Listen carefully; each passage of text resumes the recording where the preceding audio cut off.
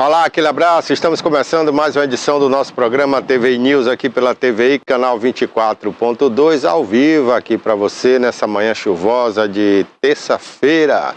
Muito bom dia e muito obrigado a você das duas maiores cidades da região sul da Bahia, Ilhéus e Itabuna, as pioneiras na TV por assinatura aqui na Bahia e no Nordeste.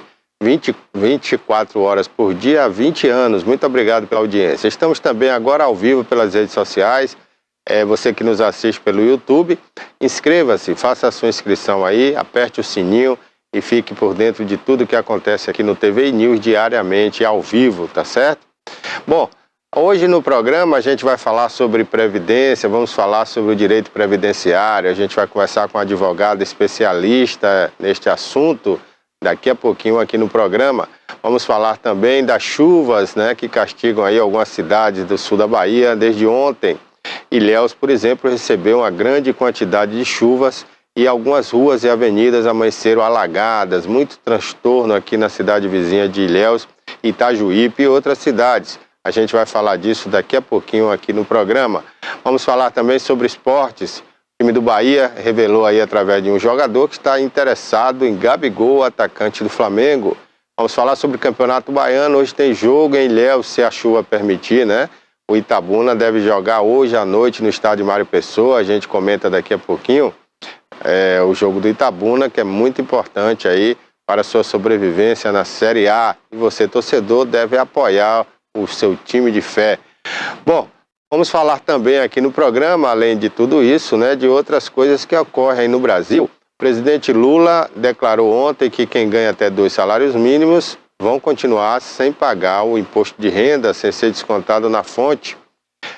Segmentos aí que mais empregam no Brasil estão apelando para o governo, ou aceita, né, a medida que foi aprovada pelo Congresso para desonerar a folha, ou vai ter muito desemprego no Brasil nos próximos meses. A gente também vai falar disso aqui no programa de hoje. Tudo isso e muito mais a partir de agora. A gente começa o programa então falando do tempo, já que as chuvas, né, que começaram ontem aqui no sul da Bahia, hoje ficarão mais intensas e já amanheceu causando vários estragos aí na região. Vamos ver como é que fica o tempo hoje nas principais cidades aqui do sul da Bahia e também na nossa capital, Salvador. Ilhéus amanheceu chuvosa, muito chuvosa. A mínima foi de 23, a máxima vai chegar a 29 graus ao meio-dia. Chance de chuvas aí o dia todo, né? 91%. Já Itabuna amanheceu também com muitas chuvas, a mínima foi de 23, a máxima vai chegar a 29 graus, quase 100% de chance de chover o dia inteiro, hein? Nesse momento aqui no Alto da Comunicação, no bairro de Fátima, 27 graus e chove bastante, o tempo fechado. Buerarema, 23 foi a mínima, máxima de 28, 79% de chance de chover o dia inteirinho. Já Itacaré, a mínima foi de 25, a máxima vai chegar a 28, muitas chuvas também em Itacaré. 83% de chance de chover em todo o período. Itajuípe, que teve também algumas ruas ali do centro alagadas agora pela manhã, a mínima foi de 23 graus, a máxima vai chegar a 29 graus aí meio-dia. 77% de chover o dia inteiro, todo o período. Ibicaraí, 23 de mínima, máxima de 29, 79% de chover também todo dia. Já Canavieiras, a mínima foi de 24, a máxima 28, 89% de chuva em todo o decorrer do período. Muita chuva aqui na região sul da Bahia e a Defesa Civil alerta aí para possíveis riscos de deslizamento, né, e muitos alagamentos. Em Salvador, nossa capital, a mínima foi de 26 até as 6 da manhã, a máxima vai chegar a 30 graus, 22% de chance de chover o dia inteiro aí. Porto Seguro, a mínima foi de 23, a máxima vai chegar a 27 graus, 76% de chance de muita chuva em Porto Seguro. Já a Vitória da Conquista, a temperatura voltou a ficar amena, a mínima foi de 20, a máxima não vai passar dos 26 graus ao meio-dia. 83% de chover durante todo o dia. Alguns transtornos na cidade, alguns muros caíram, árvores, devido a fortes ventos em Vitória da Conquista, e essa é a previsão para algumas das principais cidades aqui da Bahia e também a nossa capital, Salvador. Então, gente, até amanhã a previsão é de muitas chuvas aqui na região.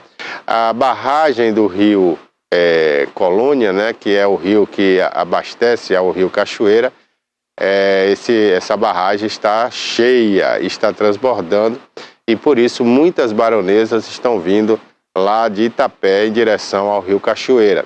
Esperamos que ela desça por gravidade, né, até o mar, e que não fique aí no centro da cidade, forçando principalmente uma ponte que já está, segundo as autoridades, condenada, né? Então essa ponte não pode receber muito peso, porque pode vir abaixo. Então é a ponte ali do Góes Calmon que possivelmente, né, ficará interditada aí no dia de hoje, se continuar as chuvas fortes como estão.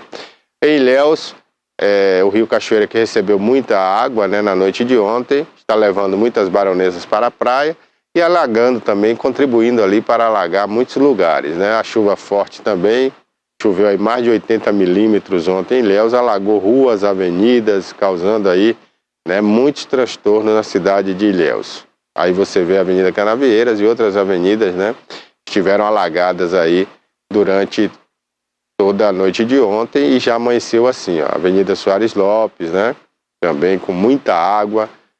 Isso tem causado aí muito problema no trânsito de Ilhéus e até na mobilidade, né, das pessoas para ir e voltar do trabalho. Está muito complicado ali, principalmente no centro de Ilhéus.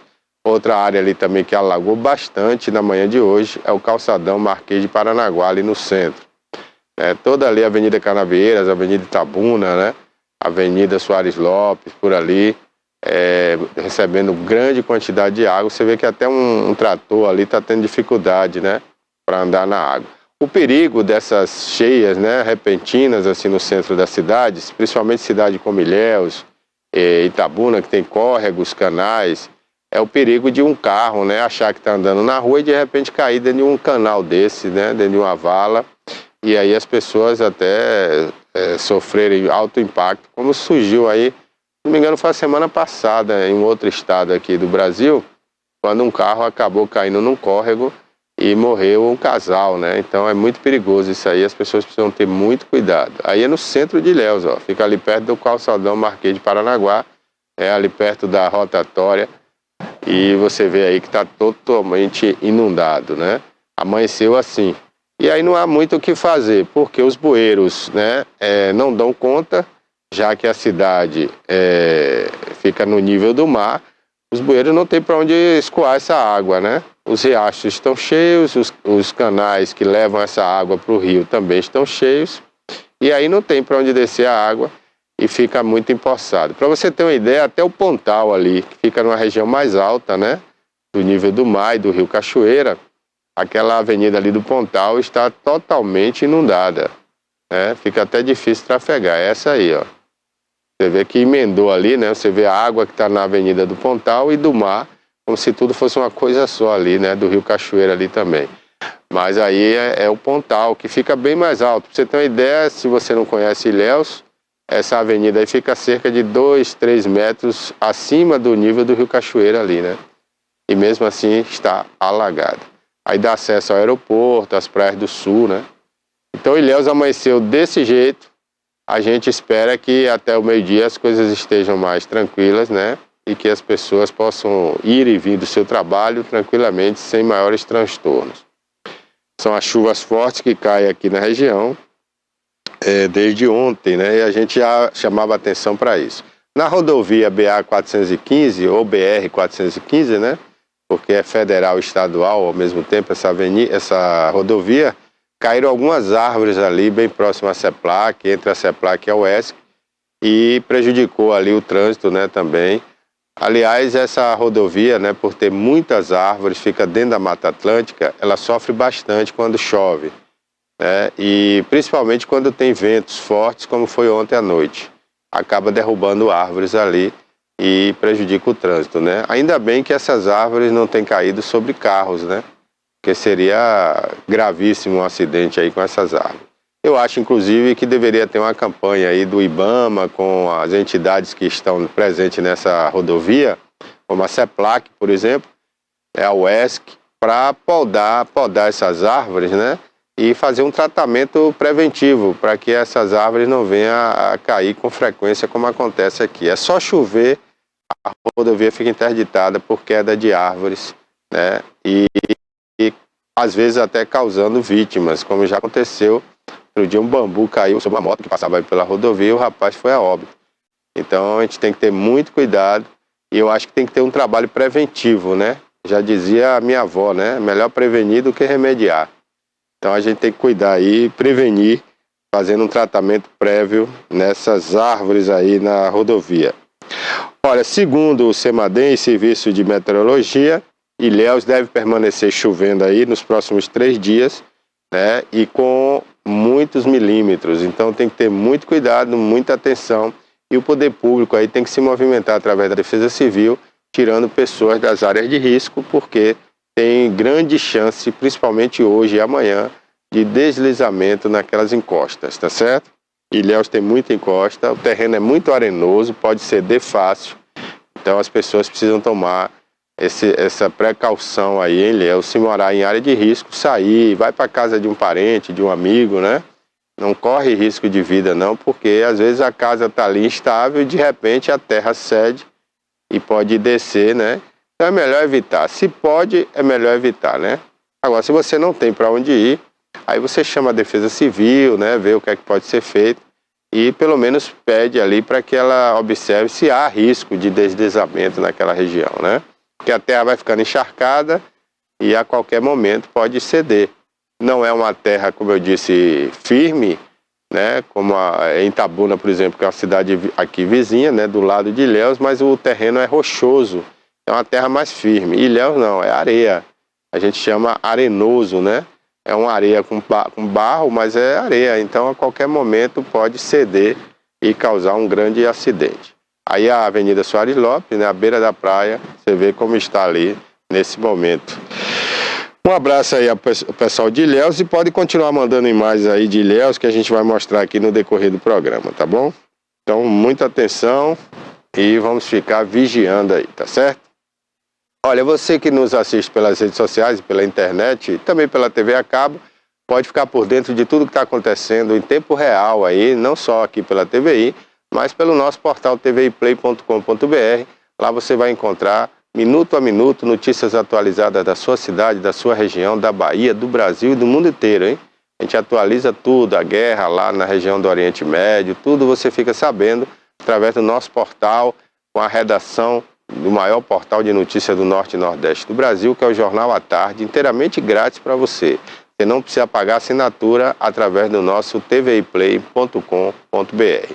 E daqui a pouquinho vai passar aí no rodapé do seu vídeo os destaques de hoje do Jornal à Tarde, maior jornal de notícias aqui do Norte e Nordeste, há mais de 70 anos informando a população baiana, tá bom? Conto com você e você fica com esse presente aí. Bom, gente, agora a gente vai iniciar aqui uma entrevista, vamos falar de Previdência. Se você tiver alguma dúvida, se você quiser fazer perguntas, você pode participar através do chat aí do YouTube, TVI Oficial, nossa página no YouTube, lá tem um chat, você pode participar. Ou, se você não estiver assistindo pela internet, estiver na TV Cabo, mas quer participar também, você pode através do nosso WhatsApp, anote aí o número, e você pode enviar perguntas aqui para o nosso entrevistado, tá certo? E a gente vai passar. Só não mande áudio, você manda mensagem de texto ou mensagem de vídeo, tá bom? Mande sempre na horizontal, que a gente coloca no ar aqui, tá? Outra coisa, não atendemos ligações aqui porque o sistema é todo computadorizado, viu? Então você não adianta mandar ligação ou mensagem de áudio que a gente não vai ter acesso, tá certo? Então fica aí, né, a sugestão para você participar com a gente e fazer perguntas e mandar comentários, o que você quiser, tá bom? A gente fica aí no aguardo então da sua participação. A gente vai conversar então aqui com a advogada especialista em direito previdenciário, né? Edneia, né? Edneude Libarino, que vai bater um papo com a gente sobre a questão previdenciária. Edneude, bom dia, obrigado por ter aceito o nosso convite aqui nessa manhã chuvosa, né, Itabuna? Bom dia aos ouvintes, agradeço imensamente o convite para estar aqui. Nós vamos falar um pouquinho sobre as aposentadorias, né, o direito previdenciário e o que Temos, a partir da reforma, né, as alterações, inclusive foram inúmeras alterações. Se tivéssemos que falar de todos eles aqui, nós passaríamos aqui a manhã inteira e não chegaríamos aí a 10%, né, da questão da Previdência em si, né, e o que ela representa para todos aqueles que contribuem. Né? Então, o que nós temos? Né? Nós temos as aposentadorias, né? Nós temos os benefícios por incapacidade, né? Esses benefícios por incapacidades o auxílio por incapacidade, o auxílio por incapacidade temporário, por incapacidade permanente e o acidentário, né? E temos as aposentadorias, né? Nós temos a aposentadoria por idade, não é? Hoje, resumido, a aposentadoria por idade, tendo em vista que antes da reforma nós tínhamos a aposentadoria por tempo de contribuição, por idade, e as especiais, que é a aposentadoria rural, não é? E temos também os benefícios assistenciais, que é o BPC, e ainda na parte contributiva nós temos a pensão por morte. Bom, eu vou começar pelo BPC, porque muita gente não entende o que é o BPC, né? Então eu queria que você explicasse qual é a modalidade BPC e se aquelas pessoas que não tiveram condição de contribuir de alguma forma, se podem ser encaixadas nessa modalidade. O BPC são duas modalidades. Nós temos o BPC por invalidez ou por deficiência, né, que às vezes as pessoas fazem muita confusão entre incapacidade e deficiência, e incapacidade e deficiência são distintos, não é? Não são comuns. A deficiência, às vezes você tem a deficiência, mas não tem capacidade. Mas a deficiência, ela te limita, né? Ela te limita. Então, o BPC por idade é o mais confuso, que eles dizem, é aposentadoria, e não é. Para você ter direito ao benefício ao benefício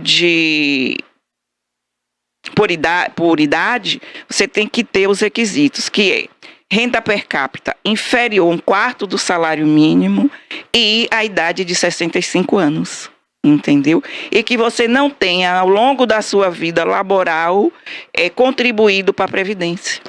Contribuir então, de jeito nenhum, não tem, né? Não, porque às vezes não tem. Porque o que é que você tem? A aposentadoria por idade mesmo, você tem que ter o quê? O requisito é 65 anos de idade e 15, no mínimo 15 de contribuição. 15 anos. 15 anos de contribuição, no mínimo. Se não tiver isso, não tem condição de se aposentar. Não.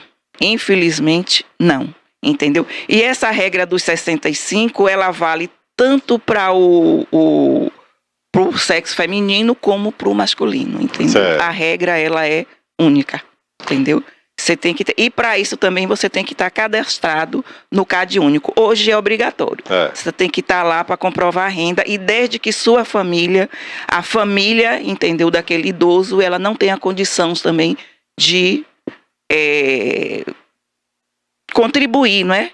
Com a alimentação dele, né? Com a vida. Quer dizer, tem que ser somada aí a renda de toda a família, né? Isso. Não. Do grupo familiar que vive na mesma casa. Certo. Não é da família, não. O grupo familiar que vive na mesma casa.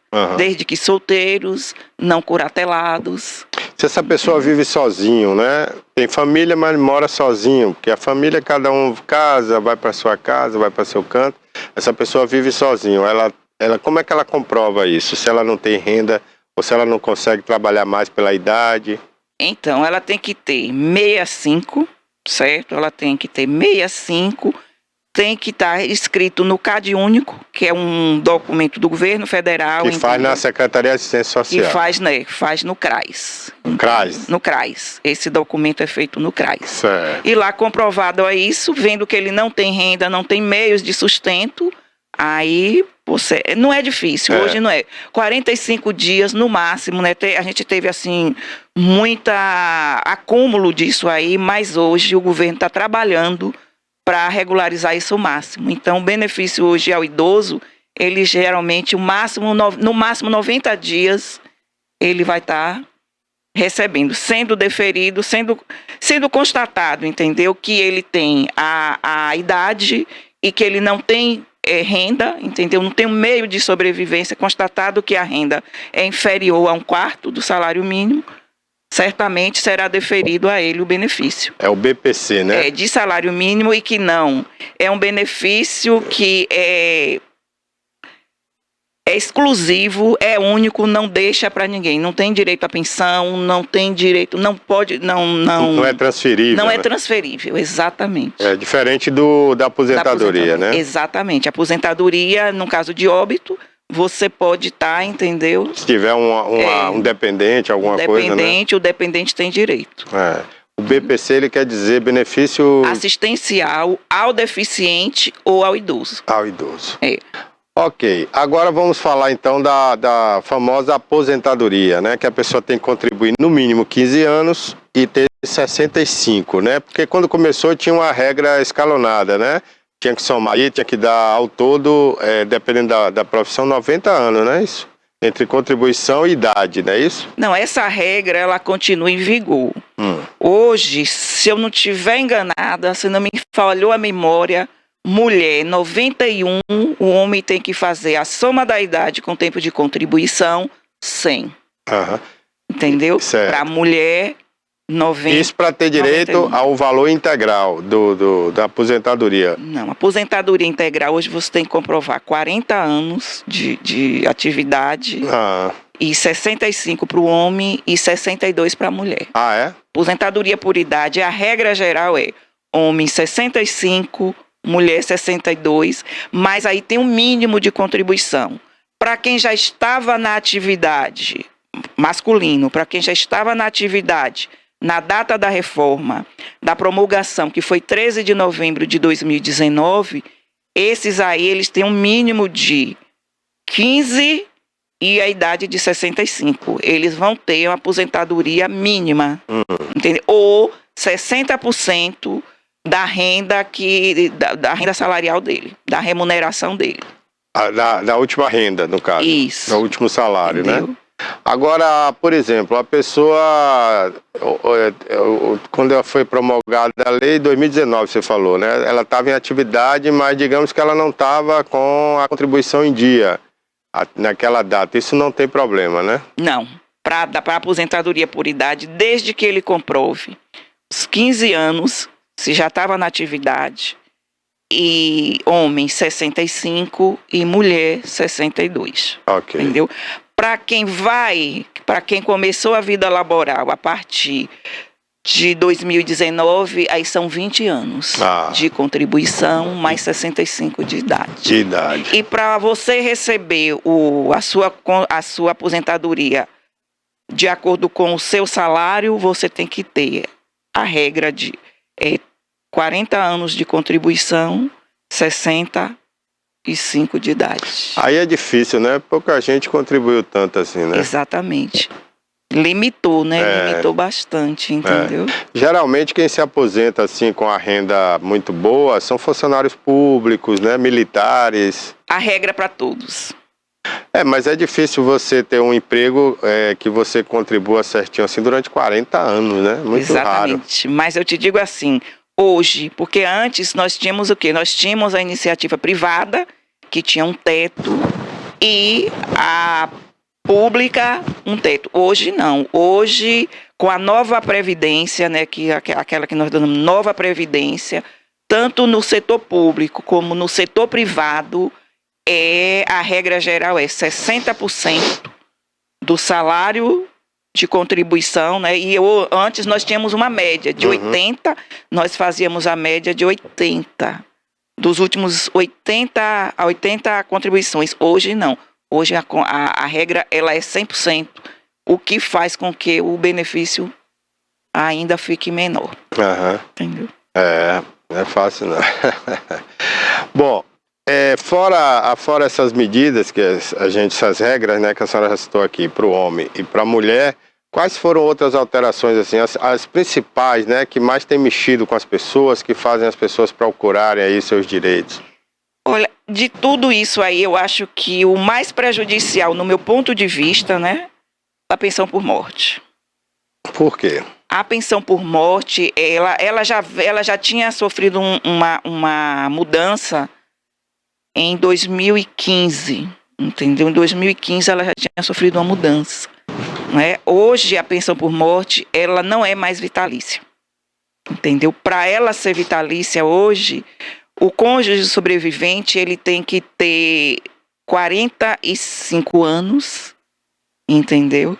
E a comprovação da união, tanto para a união como para o casamento, de no mínimo 2 anos que você estava convivendo, entendeu? E você não tem mais a pensão integral. Hoje ela é 60% também, ela ficou limitada a 60%. E cada dependente, ele tem direito a 10%. Se você tem num cônjuge, o sobrevivente, de cujo faleceu, deixou viúva e 3 filhos menores, por exemplo, um exemplo. Entendeu? Ali você vai ter 60% daquele salário de salário de contribuição dele, o salário da remuneração dele, e cada dependente 10%, que não é mais cumulativo. Completou os 21 anos, aqueles 10% ele não volta para o cônjuge sobrevivente. Ele, entendeu? Encerra com a maioridade daquele dependente. E no caso, vamos supor aqui um exemplo, uma viúva, né, que está recebendo isso aí. Se ela passar a ter uma renda própria, acaba também, encerra esse benefício? Não, é uma conta complicada, entendeu? Você tem direito à aposentadoria e à pensão, sim. Mas aí você tem que fazer o cálculo. Por exemplo, isso a gente está falando de benefícios com valores acima do salário mínimo. Certo. No mínimo, não existe. No mínimo você tem, lá no meu escritório mesmo a gente costuma ter a aposentadoria de um salário mínimo e a pensão por morte, entendeu? De um salário mínimo. Isso aí continua. Mas tudo isso que eu estou falando aqui é com renda superior ao salário mínimo, entendeu? É 3 mil, 4 mil. 4 mil, entendeu? Por exemplo, uma pessoa que o falecido ganhava 4 mil. Certo. Né, faleceu. Aí o cônjuge sobrevivente, ele vai ter 60% daqueles 4 mil. E cada dependente 10%. Vai receber 2 mil e pouco, né? Exatamente. E cada dependente R$400. Então, Isso. se ela tiver aí 3 dependentes, ela vai receber R$1.200, mais aquele 2 mil e pouco. Isso. Aí, na medida que o adolescente vai crescendo e ficando adulto, ele deixa de receber, né? Que no regime Previdência é 21 anos. Você completou 21 anos, cessa o benefício, entendeu? Isso vale tanto para o homem quanto para a mulher, né? Se for a mulher morrer e também tiver aposentadoria, fica para o marido, né? Isso. Interessante. Fora essa, qual outra demanda assim que existe muito no escritório? Eu tenho visto muita queixa também, no sentido de pessoas que adoeceram, né, mentalmente. Não é aquela doença física que a olho nu você detecta, né, uma aleijada e tal, não. É uma pessoa que ficou com uma deficiência mental, digamos assim, né, através de um problema que houve, seja depressivo ou de outro distúrbio, né? E ela ficou muito tempo encostada e quer se aposentar. E é difícil, né, essa aposentadoria, né? É porque, assim, a aposentadoria hoje por incapacidade, ela também não é mais vitalícia. A cada 2 anos você tem que estar fazendo uma prova, uma perícia para constatação daquela deficiência, se ele continua incapacitado, entendeu? Se aquela doença que limitou, né, ele impediu que ele continuasse a sua atividade laborativa, ela ainda existe, entendeu? Por isso que hoje a gente tem dentro dos benefícios por incapacidade, nós temos a incapacidade temporária, nós temos a incapacidade permanente e nós temos a acidentária, né? Capacidade temporária, a gente tem o B31 e o 91, temporária, né? Porque é uma capacidade que a qualquer momento pode melhorar, né? Ele melhora, entendeu? E temos a permanente, tanto que é a B32 e a B92. A permanente é aquela que deixa uma sequela, né? Sequela, ele tem que ser permanente e total. Ele tem que estar, para aposentadoria, ele tem que estar permanente e total para qualquer outra atividade, entendeu? Não pode elaborar nada. Se ele tiver permanente para determinada atividade, mas ele tem condição de, dentro do trabalho dele, exercer uma outra função, ele não vai ter a aposentadoria por incapacidade. Eu acho que essas mudanças, de certa forma, moralizaram um pouco essa questão da Previdência, né? Porque a gente já viu muitos golpes, né? De pessoas que estavam em perfeita condição e conseguiram se aposentar cedo, né? E às vezes por um detalhezinho de perder a pontinha do dedo, outra coisa a mais, ficou sem trabalhar, vai recebendo aposentadoria, né? Então realmente essas mudanças moralizaram um pouco essa questão. Tudo isso vem, às vezes as mudanças elas surgem do exagero, né? Do abuso, do abuso, né? Em permanecer, né? Recebendo sem estar contribuindo, né? Porque a Previdência é contributiva, né? Exatamente. Para alguém receber, alguém tem que pagar. Alguém tem que pagar a conta. Inclusive eu falei sobre isso aqui a semana passada com um economista, né? Porque o sistema da aposentadoria é como se fosse um sistema de pirâmide, né? A base é que sustenta o topo, né? Então, se essa base não tiver forte, não tiver pagando, contribuindo, o topo vai desabar. Não tem como sustentar as pessoas aposentadas lá no topo se a base não estiver trabalhando e estiver contribuindo, né? Exatamente, né? A gente está vivendo isso agora aí na Europa, nos outros países, nos países europeus mesmo, estão com essa dificuldade muito grande agora. E eu vejo aqui o Brasil também muito propenso a isso, porque, assim, sem nenhuma estatística no momento, né? Mas a olho nu a gente vê muito jovem que mais estuda do que trabalha. Então essa juventude até 20 e poucos anos não está contribuindo agora com o INSS, né? E outros não querem nem trabalhar mais de carteira assinada. Então tem uma série de problemas aí que vai se tornando um gargalo para o futuro, né? Exatamente, porque a tendência de quem não contribui é ir para o benefício assistencial, né? Que completa 65 anos, comprova a renda, tem um BPC, que é um salário mínimo, né? Não tem 13º, né? Mas tem um salário mínimo ali todo mês, né? E tem também o BPC por deficiência, né? Que é aquele que você tem que comprovar que é deficiente. Entendeu? E tudo isso aí só se comprova através do CRAS, né? Ou da Secretaria de Assistência Social. Não, a deficiência é a perícia médica. Do próprio INSS. Do INSS. E lá o perito do INSS constatando que não há deficiência, e geralmente as pessoas recorrem ao judiciário, e aí, se a perícia judicial constatar que ele tem a deficiência, é concedido o benefício. No Brasil todo estava tendo muita demora, né? Principalmente depois da pandemia, as pessoas estavam tendo muita reclamação na demora para conseguir fazer a perícia, para conseguir se aposentar. Aqui em Itabuna, houve casos de ter que ter demanda judicial para isso? A senhora... Tem, assim, eu nunca entrei com mandado de segurança, entendeu? Por conta da demora. Mas houve sim, a gente teve situações, eu tive situações de 1 ano, 2 anos esperando, entendeu? Agora também tem um detalhe, essa pessoa quando consegue se aposentar recebe o retroativo, né? Ela recebe desde a data da entrada do pedido, né, no INSS. Então, menos mal, né? Tá certo. Agora, com relação a essas aposentadorias agora, nessa modalidade que a senhora falou, né?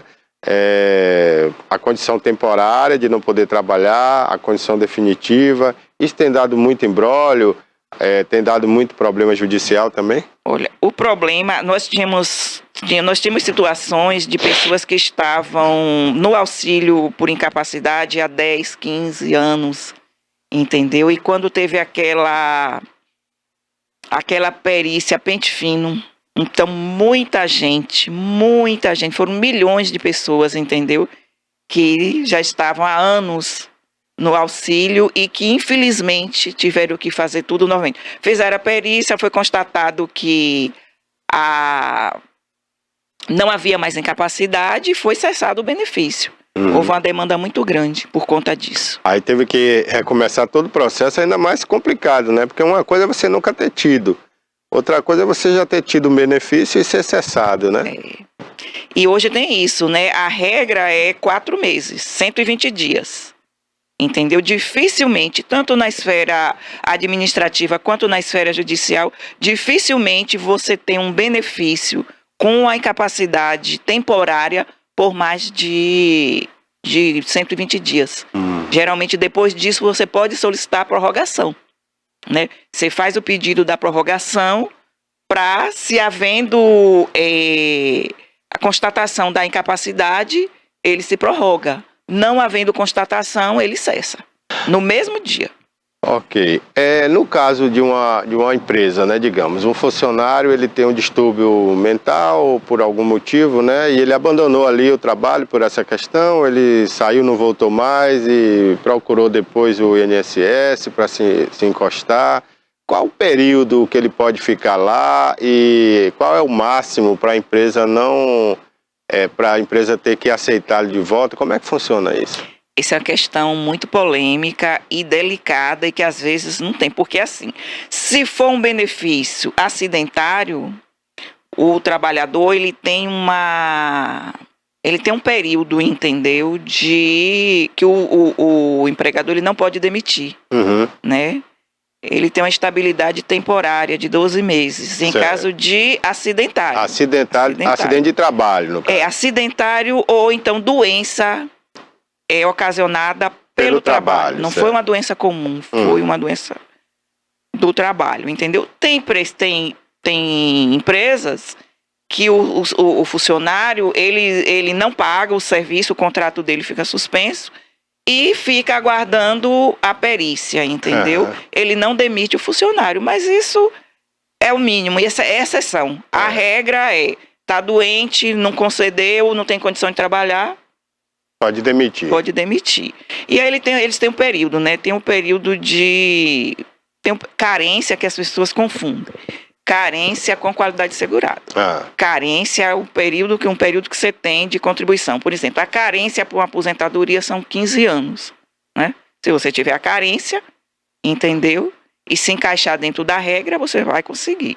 E no auxílio doença, não. Você tem que ter a carência e tem que ter a qualidade segurada.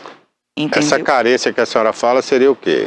É o período que ele contribuiu. Período, né? A carência é o período que você tem que ter para poder se aposentar. Olha um exemplo. Eu tenho uma situação, digamos assim, eu tenho uma pessoa que tem uma carência de 12 anos. Certo. Ela completou a idade, só que ela não chegou ao máximo, ao mínimo, aos 15 anos. E aí ela foi orientada a pagar o restante. Deu a entrada. O INSS não aceitou. Mesmo ela contribuindo? E na justiça também não vai.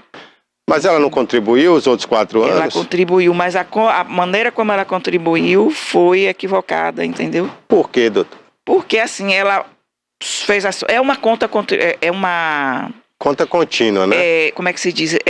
É até difícil da gente estar explicando isso aqui e difícil de entender, entendimento, né? Entendeu? Por quê? Porque eles disseram que foi depois que ela já tinha preenchido o requisito, entendeu? Para aquilo ali, ela não podia pagar. O INSS recebe, mas ele não devolve. Engraçado isso, né? Não devolve. Agora sim, mas o interessante é que ele exige que tenha contribuído 15 anos. Então, pela lógica, né, ao pé da letra da lei, aquela pessoa contribuiu 15 anos. Aí seria um período indenizatório, entendeu? O período que você deixou de pagar é um período indenizatório. Porque, quer dizer, ele contribuiu 12 através da empresa, aí ficou um tempo fora. Às vezes você perde, né? Porque você... Demorou muito. Tem até 10 anos, né? 5 anos. Tem a questão da decadência, tem a questão da prescrição. Entendeu? Né? Então tem tudo isso. Quer dizer, para isso ele teria que ter contribuído logo depois que ele deixou o emprego. Exatamente. Entendeu? Como ele não fez, aí ele às vezes demora muito para fazer. Depois dos 5 anos, a gente não recomenda lá no escritório, entendeu? É melhor não pagar, né? É melhor não pagar, esperar a idade. Se não tiver comprovação de renda, pede um BPC, entendeu? É interessante, né? Quer dizer, pela lógica, a pessoa contribuiu, ela teria direito, né? Isso. É a lógica. A lógica, mas ao pé da letra, né? O judiciário também tem um entendimento muito parecido com o da Previdência. Do INSS. Gente, é isso aí. Você tem alguma dúvida, né? Se tiver, manda aí pra gente, tá? Depois, Rafa, você dá uma olhada aí se chegou alguma pergunta aí pelo WhatsApp, tá? Eu vou ver também no chat aí pra ver. A gente está conversando aqui com a advogada Edneude Libarino, especialista em direito previdenciário, né? Que está respondendo aqui, tirando algumas dúvidas sobre essas questões, né, de aposentadoria, que tem mudado muito e mudou principalmente depois da última reforma, né? Que foi feita aí há alguns anos. É recente, né? Anos recentes agora, essa mudança para melhorar, né, a situação previdenciária que estava muito caótica no Brasil, a ponto de quebrar a Previdência, né? Agora, no sentido de, a gente fala aqui, né, de quebrar, às vezes as pessoas não entendem, né? É que a Previdência, ela precisa se pagar, né? Então, é como eu disse aqui, tem que ter, como a própria advogada falou também, para que um grupo receba, outro grupo maior tem que pagar, né? E às vezes quem recebe é muito mais do que quem está contribuindo, não é isso? Nós temos também a questão da aposentadoria especial, que nós temos aposentadoria por idade rural, do Sim. trabalhador rural, né? É diferente. Essa é diferente e não teve alterações, né? Tem algumas fizeram muitas exigências na aposentadoria rural hoje também, entendeu? É porque eu me lembro, viu, não, desculpe te interromper, né, que há alguns anos passados, antes dessa reforma, a pessoa que trabalhava na zona rural, necessariamente, ela nem precisava, às vezes, ter a carteira assinada. Ela conseguia através de um sindicato, né? Ela comprovava. Hoje não existe mais isso, né? Ficou mais rigoroso, entendeu? Ficou muito rigoroso agora, essa questão da comprovação da atividade rural. Entendeu? E assim, por quê? Porque a aposentadoria rural, na questão de idade, ela não houve alterações, não é? Continua o homem 60 anos, 15, comprovação de 15 anos de labor rural, para a mulher 55 e 15 anos de labor rural. Certo. Também, entendeu? Então não houve mudança nessa Agora, questão aí. hoje está muito na moda, hoje trabalhador rural mesmo é muito pouco, porque os grandes latifundiários têm contratado muito pouca gente e muito mais máquinas, né? Dependendo do tipo de agricultura, tem menos pessoas trabalhando. E aqueles que amam realmente trabalhar na terra, hoje se dizem pequenos, né? Agricultura familiar, eles não são empregados, são autônomos. Como é que esses aí vão comprovar? Já existe uma regra ali para eles? Esses que se declaram já trabalhador rural, da família, da agricultura familiar, eles são reconhecidos por isso aí? Sim, porque assim, quando ele tem a propriedade, tem os ITRs, entendeu? Tem um grupo familiar todo ali. Aí ele comprova que aquele que não está o nome na propriedade faz parte do grupo familiar ali, né? Sim, se tiver ambos ali, não é? Na terra.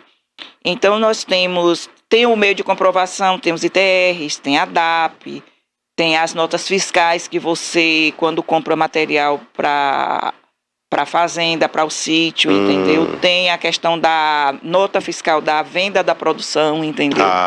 Então tem tudo isso que é um meio de comprovar a questão do rural, entendeu? A comprovação do labor rural, entendeu? Agora nós vivemos num país e numa região onde empresas não gostam de dar nota fiscal, só se você exigir, né? Eu tiro por mim aqui, que às vezes eu vou no comércio, compro coisas aí quando eu olho depois aquela notinha, não é nota fiscal. Aí eu volto lá, mas isso aqui não é nota fiscal, é uma nota de conferência. Eu queria uma nota fiscal. Aí a pessoa bota 1000 porém para dar nota fiscal. Essas pessoas estão orientadas no campo, né, a exigir essa nota para comprovar? Eu creio que sim, entendeu? Até porque o rural tem um sindicato, né? Tem os sindicatos que por trás disso tudo. Então tem aqueles cursos. Aqui na região, na nossa região, é muito presente ainda a parceria agrícola, entendeu? O contrato de parceria. Se você faz um contrato de parceria, se o contrato ele é regular, se você foi no cartório, registrou, né? Autenticou, entendeu? O INSS não tem problema não com essa ela questão. reconhece. Não. Reconhece. É porque essa parceria é que na agricultura familiar eles chamam de meia, né? Vamos fazer uma meia ali com o fazendeiro, ele vai dar a terra e eu entro com o trabalho, não é isso? Na realidade são 50%, né? Geralmente os contratos de parceria é 50%, 50%, né? O trabalhador ele entra com trabalho, e o dono da terra dá a terra, né? Isso. Interessante, isso é bom saber, né? Porque a gente vê muito isso hoje e às vezes a pessoa naquele momento não está preocupada com isso, né? Com a questão lá do futuro, né? Do futuro recente, né? Que chega rápido, que é essa questão da aposentadoria. Mas é interessante e eu acho que o governo também dá essa orientação, né? Porque hoje em dia a agricultura familiar é muito prestigiada, né? Pelo governo do estado, pela própria prefeitura, né? Tem uma Secretaria de Agricultura. Sim. Eles devem dar essa orientação, né? Os próprios CRAs, entendeu? Dos municípios, eles têm pessoas para orientar nesse sentido também. Agora, com relação... Tem um sindicato, né? Todo municípiozinho tem aqui seu sindicato. Tem um sindicatozinho rural, tem o sindicato do agricultor, né? E tem o sindicato do trabalhador, o sindicato rural. Sempre tem uma pessoa ali para estar orientando também. Outra questão muito polêmica, né? Que já foi melhorada depois da lei, é a questão das domésticas, né? Até hoje a gente vê aí muita doméstica que nunca teve carteira assinada, que até hoje trabalha, né, como se fosse uma... Na informalidade. Né? Na informalidade. Ainda existe, né, na informalidade, mas hoje melhorou bastante, entendeu? Porque hoje o empregado doméstico, ele tem que ser registrado, entendeu? No E-Social, você tem que pagar todos os encargos, você paga 2% do... acidente, você paga o INSS, você paga o FGTS. Mas ainda tem muita gente na informalidade. E a questão das diaristas, como é que funciona?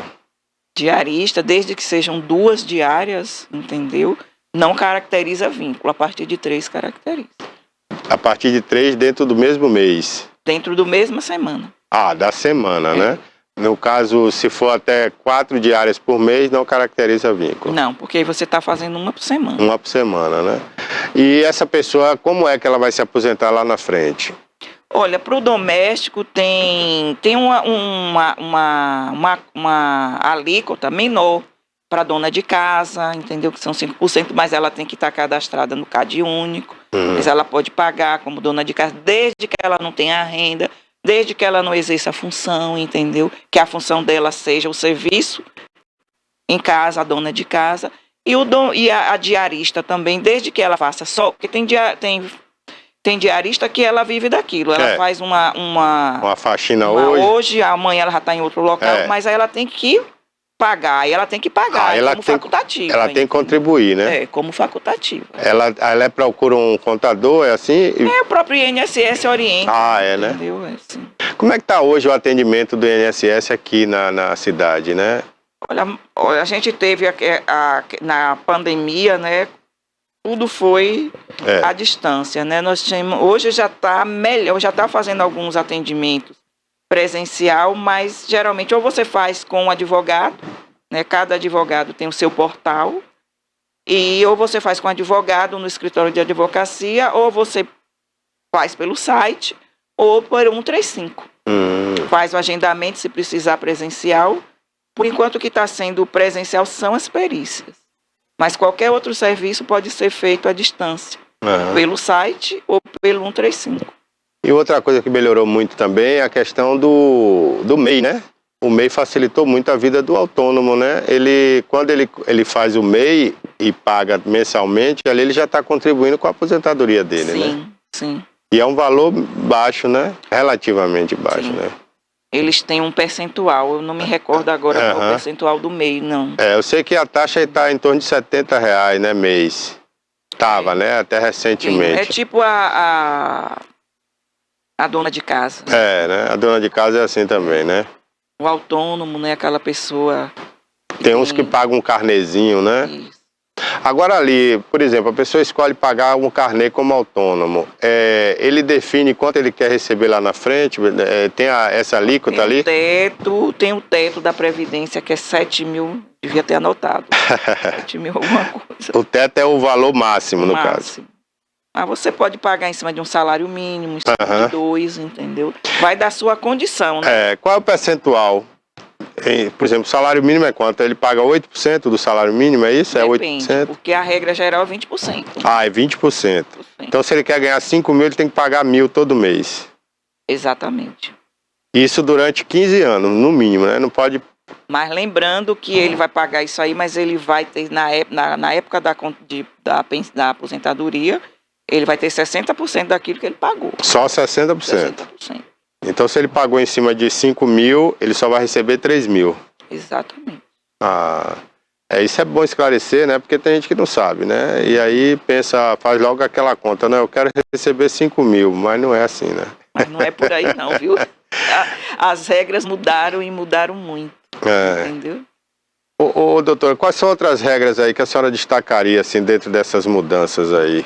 A gente já falou aqui, né? Do trabalhador rural, algumas coisas, né? Para dona de casa, para a questão da pensão. Que outra regra, assim, importante? É o benefício acidentário. É o único que dá 100%. Ah, é? Em caso de acidente de trabalho, né? É bom lembrar o que é acidente de trabalho, né? É do momento que ele sai de casa para trabalhar, não é isso? Isso. Ou então ele se acidenta no próximo recinto da empresa. É. Ou foi uma doença, né, que é considerada adquirida através do esforço no trabalho. Uhum. Entendeu? Aí são as doenças. Mas para outros é 60%. 60%. Ok, então tá aí, né, o esclarecimento para você que tem alguma dúvida sobre essa questão da aposentadoria, né, como se aposentar, e no caso de acidente de trabalho, que ela já falou aqui, não é agora todo acidente, né, que é permanente, tem que ter, de acordo ao problema que aconteceu, né, a cada 2 anos, não é isso? Tem que fazer uma... Com relação aos benefícios por incapacidade. Por incapacidade. Os benefícios por incapacidade, eles são temporários e tem os permanentes. No caso do permanente, vai gerar uma aposentadoria por invalidez. Certo. Só que essa aposentadoria por invalidez, ela não é mais vitalícia. Ela é temporária, entendeu? Certo. A cada 2 anos, você passa por uma perícia para verificar se a condição, se a incapacidade que levou àquela aposentadoria, ela ainda existe ou ela foi sanada, entendeu? Tá certo. Bom, não tem pergunta aqui no chat, apenas teve uma telespectadora que colocou aqui em relação à questão das chuvas que nós mostramos aqui, né? Uhum. E ela colocou aqui que as cidades estão impermeabilizadas. É a Maria Cunha. A rodovia deveria ter uma gestão única. É isso mesmo, Maria. Um abraço, viu? Obrigado pela audiência aí. Ela fala das chuvas aqui que a gente mostrou, né? E a rodovia, hoje ela é BA 415 e BR 415. Então ela disse que deveria ser uma gestão única. Essa coisa de 2 gestões dificulta, né? Realmente. E dificultou até a duplicação, né? Porque o governador queria duplicar e aí ficava aquela guerra do Estado com o governo federal e acabou que teve que abrir outra rodovia pelo outro lado do rio. Então você tem toda a razão.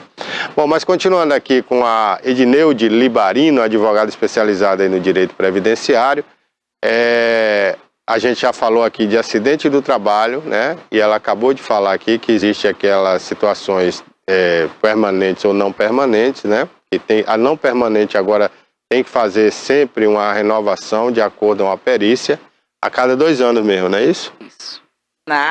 Quando a pessoa ela é afastada, a incapacidade ou a aposentadoria por invalidez. Por invalidez. Aposentadoria por incapacidade. Por incapacidade. Que anteriormente era invalidez. Invalidez. Mas com a reforma ficou incapacidade. Agora, voltando a esse tema, né? Quando está logo no início ali, a pessoa passou de 15 dias, ela tem que ser encostada, né? Quando ela está no trabalho, entendeu? Ela teve um atestado de 15 dias, né? Até o 16º dia, a responsabilidade pelo pagamento é da empresa. A partir do 16º, constatada a incapacidade, ela é afastada do trabalho e vai para o auxílio, ou no caso de uma incapacidade permanente, para a aposentadoria. Ok, então ela passa pela perícia médica, né, normal, e passa pela perícia do INSS naquele período ali, depois dos 15 dias, né? Aí o próprio INSS vai avaliar se ela vai receber o auxílio, né, ali naquele período ou não, não é isso? O perito é que vai Dizer, né? vai dizer, entendeu? Que vai determinar, né? Vai dizer se ela está a incapacidade dela é temporária ou se é permanente. Bom, se for temporária, ele vai dar um prazo para ela se recuperar, não é isso? De no máximo 120 dias. 120 dias. Passado esses 120 dias, ela volta lá para fazer nova perícia. Se ela continuar se sentindo mal, né, digamos. Isso. Aí, se o perito atestar que ela tem capacidade de voltar a trabalhar, ela tem que voltar ao trabalho. Tem que retornar para o trabalho. E se ela não retornar, o que é que acontece? A questão aí é aquilo que eu te falei, entendeu? Ela, às vezes ela vai para a empresa e quando ela chega lá, ela passa pela avaliação do médico da empresa. O médico da empresa diz que ela não está capacitada para trabalhar. Ela tem que retornar para o INSS. E mesmo antes da suspensão do benefício, ela pode estar pedindo a prorrogação, se ainda não tiver em condições de retornar à atividade. E aí, passando um tempo, mesmo que o INSS negue, futuramente ela pode ajuizar isso e receber, né, na justiça, ela né? ingressa na justiça e, constatada a incapacidade, ela continua recebendo. Agora, hoje tem muito problema, como eu disse aqui, né? A gente está vivendo até o mês de janeiro branco, que fala sobre isso, né? Muito problema de incapacidade mental, né? É difícil provar isso, né? Porque às vezes a pessoa se diz ali, não, eu não estou com condição de trabalhar. E aí, como é que... Aí o médico às vezes atesta, mas o INSS nega. Como é que fica essa situação? Aí ele passa pelo um... psiquiatra, né? Ele ingressa na justiça, né? Uhum. E faz uma perícia através do perito judicial, que aí vai constatar se existe ou não.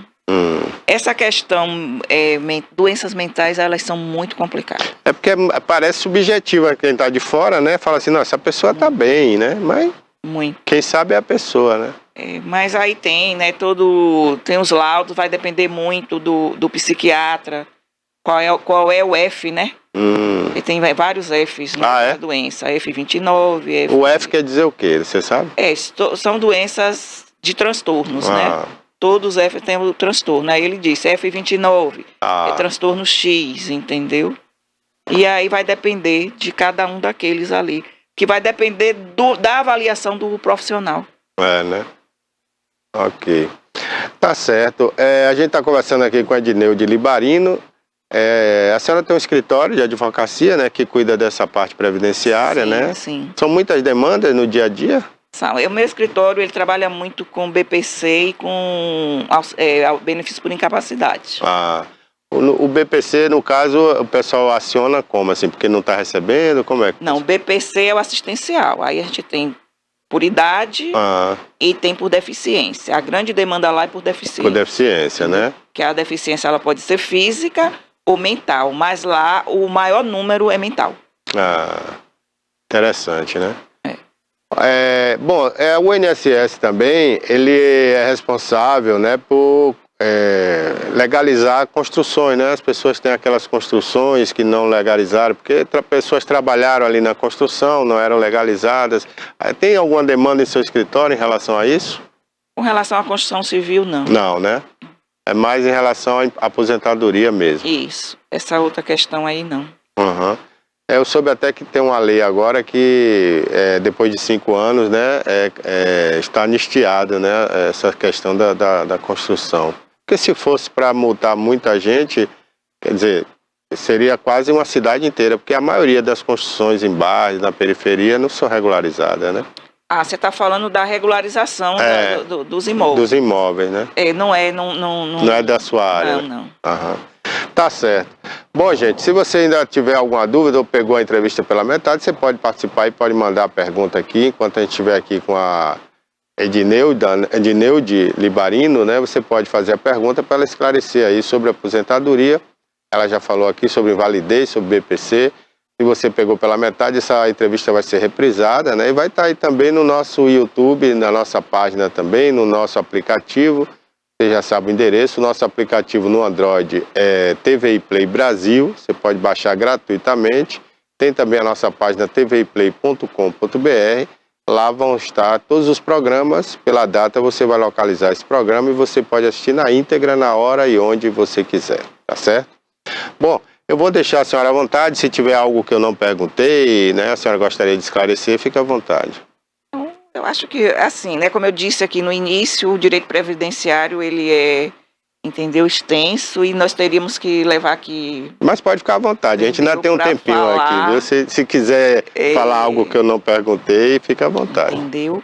Eu só vou fazer aqui um parêntese com relação ao valor, né, do benefício por incapacidade, que Sim. ele também passou a ser de 60%.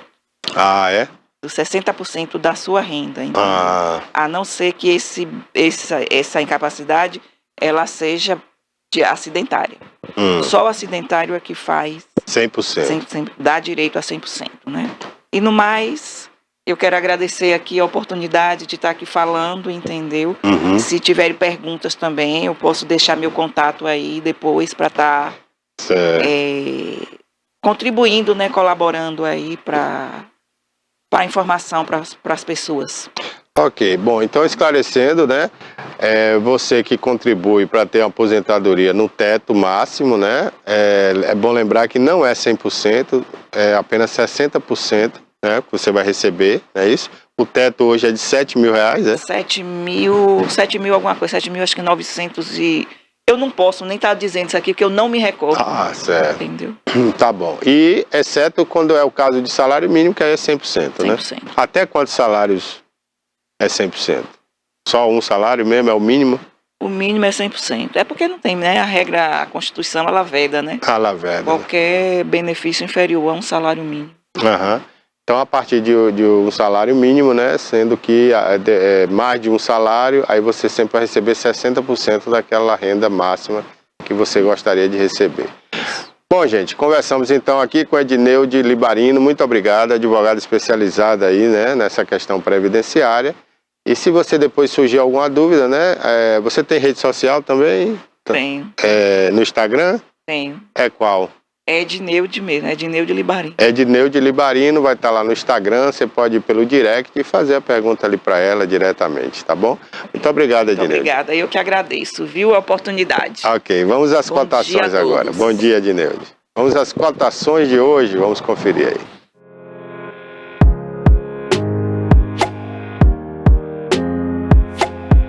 Buna Ilhéus a R$ 332,10. Já em Piauí, R$ 329. Em Camaquã, R$ 332,10. O mesmo acontecendo na cidade de Eunápolis. Já o boi gordo, né, está sendo comercializado nas principais cidades aí a R$ 230 em Feira de Santana, Itapetinga R$ 210, Teixeira de Freitas R$ 210, Salvador R$ 235, Eunápolis R$ 220.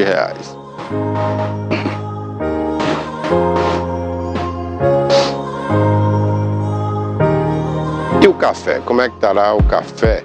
Café arábica, saca de 60 quilos do tipo bebida dura em Barreiras, R$ 990, quase R$1.000 em Barreiras, viu?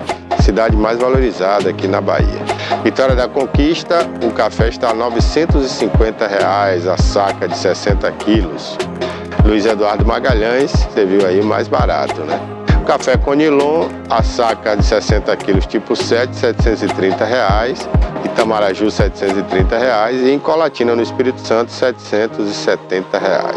Então, para o café, né, se eu falei arroba, eu errei. É 60 quilos, são 4 arrobas, viu? O valor que está aí. Bom, gente, estamos aqui ao vivo nesta terça-feira, né, aqui no TVI News, para acompanhar com você as principais informações das notícias que estão acontecendo hoje, principalmente aqui na região sul. E a principal notícia hoje, sem dúvida, foi a questão das chuvas, né? Desde ontem, chovendo muito em nossa região. A gente já começou o programa aqui mostrando, mas vamos atualizando você aqui. Então, para você ter uma ideia, você que ligou agora, na segunda hora do programa, né? Já estamos aí às 11h08. Vamos mostrar aí de novo para você como amanheceu hoje Ilhéus, principalmente Ilhéus, a nossa querida vizinha cidade aqui. Estamos aqui bem pertinho de Ilhéus, né? A divisa aqui dos dois municípios, Itabuna e Ilhéus, na Mata Atlântica aqui. Aí você vê algumas das principais ruas e avenidas de Ilhéus, Avenida Canavieiras, Avenida Itabuna, Avenida Soares Lopes, todas amanheceram assim, alagadas. Chove muito. Choveu ontem, só ontem, segunda-feira, né, Ilhéus, 88 milímetros. Choveu bastante. Aí você tem uma imagem da UPA, uma UPA de Ilhéus, né, que amanheceu assim, alagada, gente. Olha só, ainda bem que nessa área aí não tinha pacientes, né? Mas aí precisa passar por uma reforma. A gente está vendo que o vazamento aí é pelo telhado, né? Então alguma coisa aí também não foi bem feita nessa UPA aí. Tem que rever essa questão do teto, do telhado. Você já imaginou se está lotado aí? Para onde ia levar essas pessoas, né? Que problema ia ser? Então, o poder público de Ilhéus precisa tomar providência e reformar essa UPA, gente. Não é a primeira vez que acontece isso em Ilhéus, né? Chuva é constante, principalmente nessa época do ano. No verão, chove bastante aí na cidade de Ilhéus.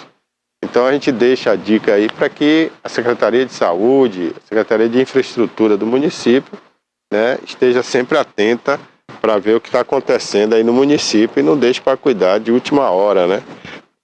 Porque é lamentável que o município de Ilhéus, que tem recebido tanta verba, né, do governo estadual, governo federal, esteja passando por uma situação dessa numa UPA, né, que é um lugar de pronto atendimento aí para as pessoas que chegam com problemas graves de saúde, né? Então a gente fica aí esperando que coisas como essa não aconteçam. Mas você vê aí que realmente, né, a situação foi lamentável aí. Inclusive aparelhos que tem aí, né? A gente vê que são leitos ali onde tem respiradores e tudo mais.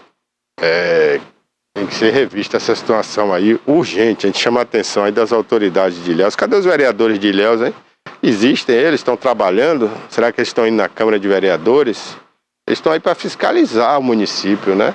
E na hora dessa aí não aparece ninguém para falar aí o que é que vai ser feito, qual a providência que vai ser tomada aí para recuperar essa UPA aí. As avenidas também de Ilhéus, né? As ruas, calçadão Marquês de Paranaguá.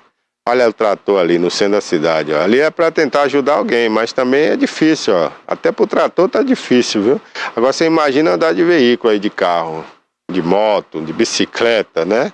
É quase impossível. Olha lá o calçadão como tá, ó. Isso aí é o centro de Ilhéus, gente. Centro, né? O comércio de Ilhéus. Olha como amanheceu hoje aí. É lamentável, viu? Você que mora em Ilhéus, está assistindo a gente, manda mais imagens aí pra gente, olha, aí é o Pontal em Ilhéus, né? Avenida ali do Pontal, né?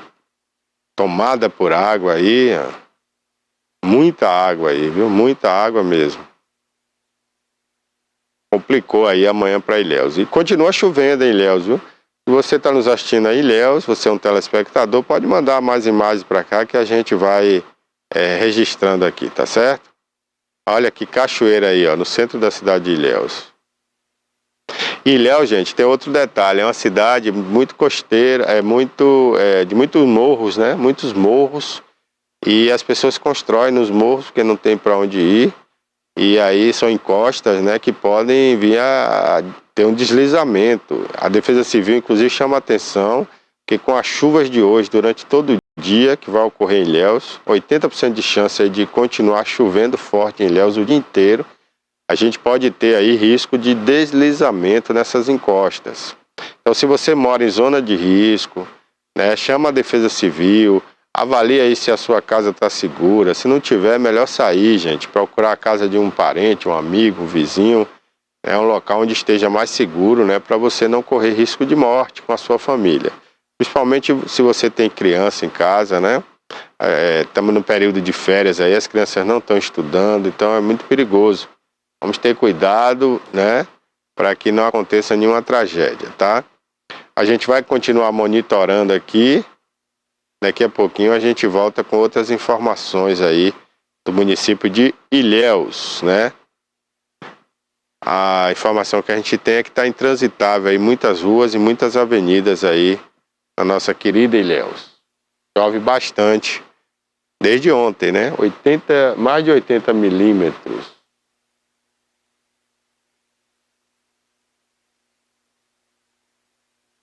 Isso aí é uma vista do alto, hein? Da Avenida Soares Lopes.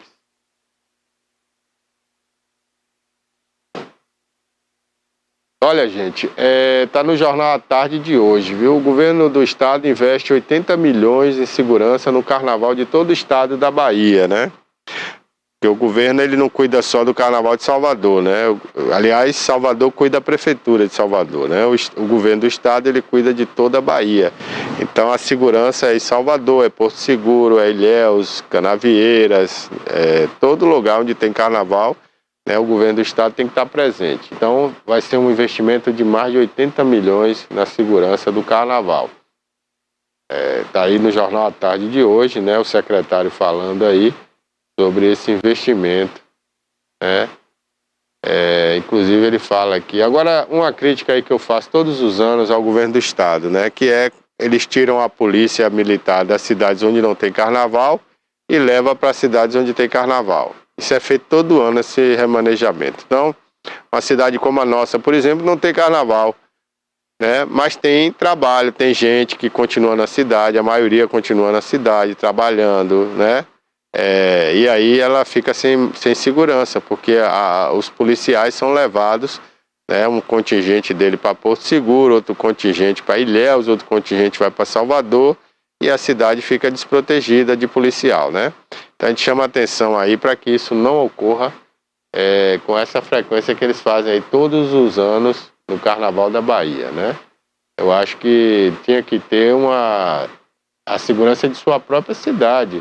Não você levar os policiais de outras cidades que já estão com policiamento fraco, né? E você tirar esse policiamento aí para levar para outra cidade. Lewandowski e Dino fazem primeira reunião aí para a transição, né, na secretaria, aliás, no Ministério, né, da Justiça do governo Lula. Ministério da Justiça que agora terá o Lewandowski. Deixa eu ver o que é que tem mais aqui. Terremoto na fronteira da China deixa 50 feridos. Está no Jornal à Tarde de hoje. Daniel Júnior realiza exame no Barradão para assinar contrato com o Vitória. Vamos ver essa notícia aqui? Deixa eu ver aqui, deixa eu clicar aqui. Fim da novela. Então vamos ver aqui. O rubro-negro adquiriu 50% do passe do meia de 21 anos junto ao time do Cruzeiro de Belo Horizonte, né? Então é o jogador ex-cruzeirense. A novela Daniel Júnior enfim acabou e o final feliz foi do Vitória. O meia de 21 anos está no Barradão, onde realiza exames e vai assinar contrato de 2 anos. O rubro-negro adquiriu 50% do passe do jogador que pertencia ao Cruzeiro. A outra metade pertence ao Palmeiras, clube onde o jogador foi formado. Nas últimas semanas, o meia viveu uma indefinição sobre seu futuro. No dia 14 de janeiro, o Vitória chegou a anunciar que o jogador desembarcaria em Salvador, mas voltou atrás porque o Cruzeiro não assinou o contrato. Em paralelo ao negócio com o Vitória, o Cruzeiro também negociava com o Curitiba, que tentou a contratação do jogador por empréstimo. Mineiros e paranaenses chegaram a trocar documentação, mas não houve assinatura por parte do jogador, que escolheu jogar no Vitória, de acordo com o presidente Fábio Mota. Ele disse que não queria jogar no Curitiba porque ele queria jogar na primeira divisão do futebol brasileiro e por isso ele optou pelo Vitória, né? Então tá aí, o jogador 50% do Vitória e 50% agora fica para o Palmeiras. Deixa eu ver aqui mais. Israel propõe 2 meses de cessar-fogo em troca de reféns. Guerra, né, de Israel com a faixa de Gaza. Ex-meia divulga interesse do Bahia, o atacante Gabigol do Flamengo. Deixa eu ver essa notícia aqui também de esportes, olha. Ex-meia divulga interesse do Bahia no atacante Gabigol do Flamengo. Comentaristas do canal Sport TV consideram que Everton Ribeiro pode ser um trunfo do tricolor. O ex-jogador Alex afirmou no programa Boleiragem do Sport TV que o Bahia está interessado no atacante Gabigol do Flamengo. De acordo com o ex-meia do Corinthians e Internacional, o negócio é muito difícil, mas a influência de Everton Ribeiro pode ser um trunfo do Bahia. O interesse já existe, a dificuldade para o negócio, né, com o Flamengo é gigantesca, né? O Flamengo não quer se desfazer de Gabigol. Inclusive o Corinthians já desistiu, porque o Corinthians também queria o Gabigol, né? O presidente disse que ia levar o Gabigol para o Corinthians, que se identifica muito com o jogador e ele se identifica muito com o Corinthians e não conseguiu. O Flamengo declarou que não tem interesse em vender o Gabigol. Agora surge essa notícia aí através do canal Sport TV, né? O Alex, que é o comentarista lá, disse que tem essa informação do Everton Ribeiro e que o Everton Ribeiro, que hoje está no Bahia, estaria ajudando o Bahia a negociar com o Gabigol para ir para o tricolor baiano, né? Bom, aqui diz que a negociação vai ser muito difícil, mas, né, o Gabigol também já declarou aí, nos bastidores pelo menos, né? Então vamos ver aqui que o Gabigol não deixa eu ver aqui. O futebol a gente não sabe, mas está difícil. Tem até o Bruno Henrique para jogar nesse nível, jogando bem De La Cruz, jogando bem Arrascaeta, jogando bem Everton Cebolinha. Todo mundo está jogando bem no Flamengo, né? E o Tite quer contar com todos eles para o Campeonato Brasileiro e para a Libertadores. Então, olha, tem o interesse do Bahia, o Everton Ribeiro já disse aqui ao Alex, está ajudando na negociação, mas não é coisa fácil tirar o Gabigol hoje do Flamengo, ele que é um dos principais artilheiros do Brasil. O ano passado não esteve bem, né? O Pedro estava melhor que ele. E ele forma a melhor dupla com o Bruno Henrique.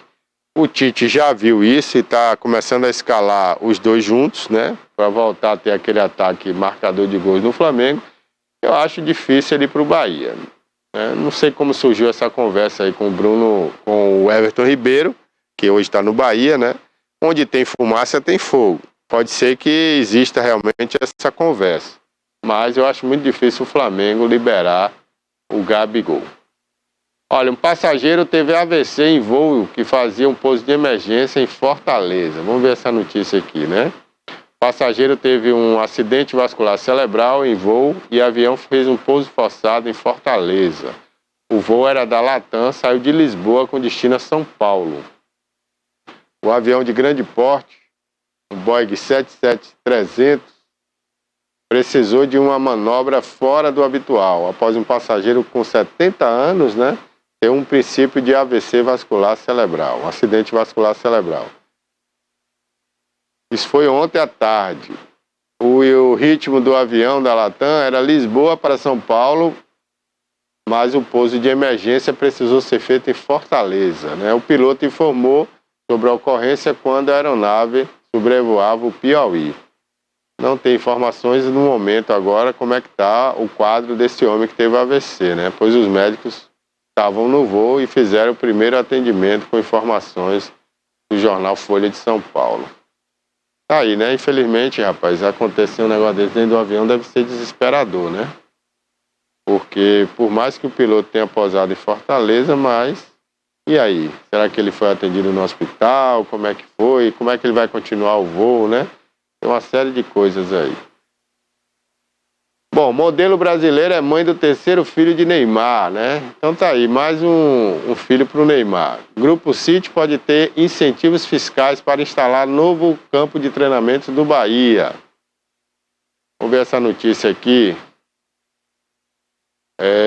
Tá no Jornal à Tarde de hoje. O prefeito Bruno Reis, do União Brasil, revelou nesta segunda-feira, ontem, que foi procurado pelo Grupo City, responsável pela gestão do Bahia, né, do site Sociedade Anônima do Futebol, do Esporte Clube Bahia, para ajudar na identificação de terrenos para que a instituição construa um novo centro de treinamentos em Salvador. De acordo com o prefeito Bruno Reis, o Bahia procura um terreno plano de aproximadamente 200 mil metros quadrados, o equivalente a 28 campos de futebol, para a construção do novo CT. O clube, porém, estaria encontrando dificuldades para encontrar espaço. Gente, Salvador, para quem não conhece, é uma cidade que não é plana. É muita montanha, né? Muito sobe e desce. Para você encontrar uma área de 200 mil metros quadrados plana, é algo raro. Aliás, eu não sei nem se tem, né? E se tiver, não é com essa medida toda. Então o City realmente vai ter muita dificuldade. Ele pode pegar um terreno aí acidentado e fazer uma terraplanagem, mas terreno plano em Salvador, eu conheço e não tem. Só se for na beira da praia, né? Fora isso, não tem. E olha que o Bahia já teve clube, já teve sem treinamento na Boca do Rio, né? Já teve uma série de coisas na praia. E o último CT do Bahia é considerado pequeno e foi feito há pouco tempo. É um bom CT, mas o City quer fazer uma coisa muito maior, uma coisa gigantesca, né? E a Prefeitura de Salvador já se colocou à disposição e quer realmente ajudar o City a encontrar essa área. Bruno Reis também deixou claro que o município pode, inclusive, oferecer benefícios fiscais para que o Bahia, hoje instalado entre Camaçari e Dias d'Ávila, retorne à capital baiana. Tá aí, boa ideia, né? O Centro de Treinamento do Bahia deve ganhar aí áreas de grandes clubes internacionais e com modernidade nos próximos anos, né? Isso aí não deve demorar, não. Eu acredito que o City tenha pressa nisso aí, né? E caso encontre esse terreno, vai construir a sua nova sede em Salvador. Bom, essas e outras notícias, gente, vocês encontram aqui no Jornal à Tarde. A Mega Sena, né? Tá aqui acumulada também. Opa, deu um tilt aqui, foi? Bom, tá aí. Jornal à Tarde que fala aí, olha, a criança que estava desaparecida foi encontrada, né? Mais uma vítima daquele naufrágio aí, trágico, que aconteceu no final de semana, ali na Baía de Todos os Santos, viu? Então tá aí, tem mais notícia interessante, viu, gente? Entra lá no tviplay.com.br, é gratuito, e você vai acessar o Jornal à Tarde, o maior portal de notícias do Norte e Nordeste do Brasil, e vai acessar aí as principais notícias. Lá você vai ver notícias dessa chuvarada aqui da região, você vai ter notícias aí de Itabuna, de Ilhéus, né? E também do Brasil e do mundo, tá certo? É grátis e tá atualizada minuto a minuto. Por exemplo, eu não dei essas notícias aí, daqui a 1 minuto você pode ir lá que essas mesmas notícias estarão atualizadas. É isso mesmo, é minuto a minuto sendo atualizada. E você não perde nada. Entra lá agora, tá certo? tviplay.com.br e lá você tem o Jornal à Tarde, o maior portal de notícias do Norte e Nordeste do Brasil, há mais de 70 anos aí, mantendo todos nós, mantendo a população nordestina e brasileira informada.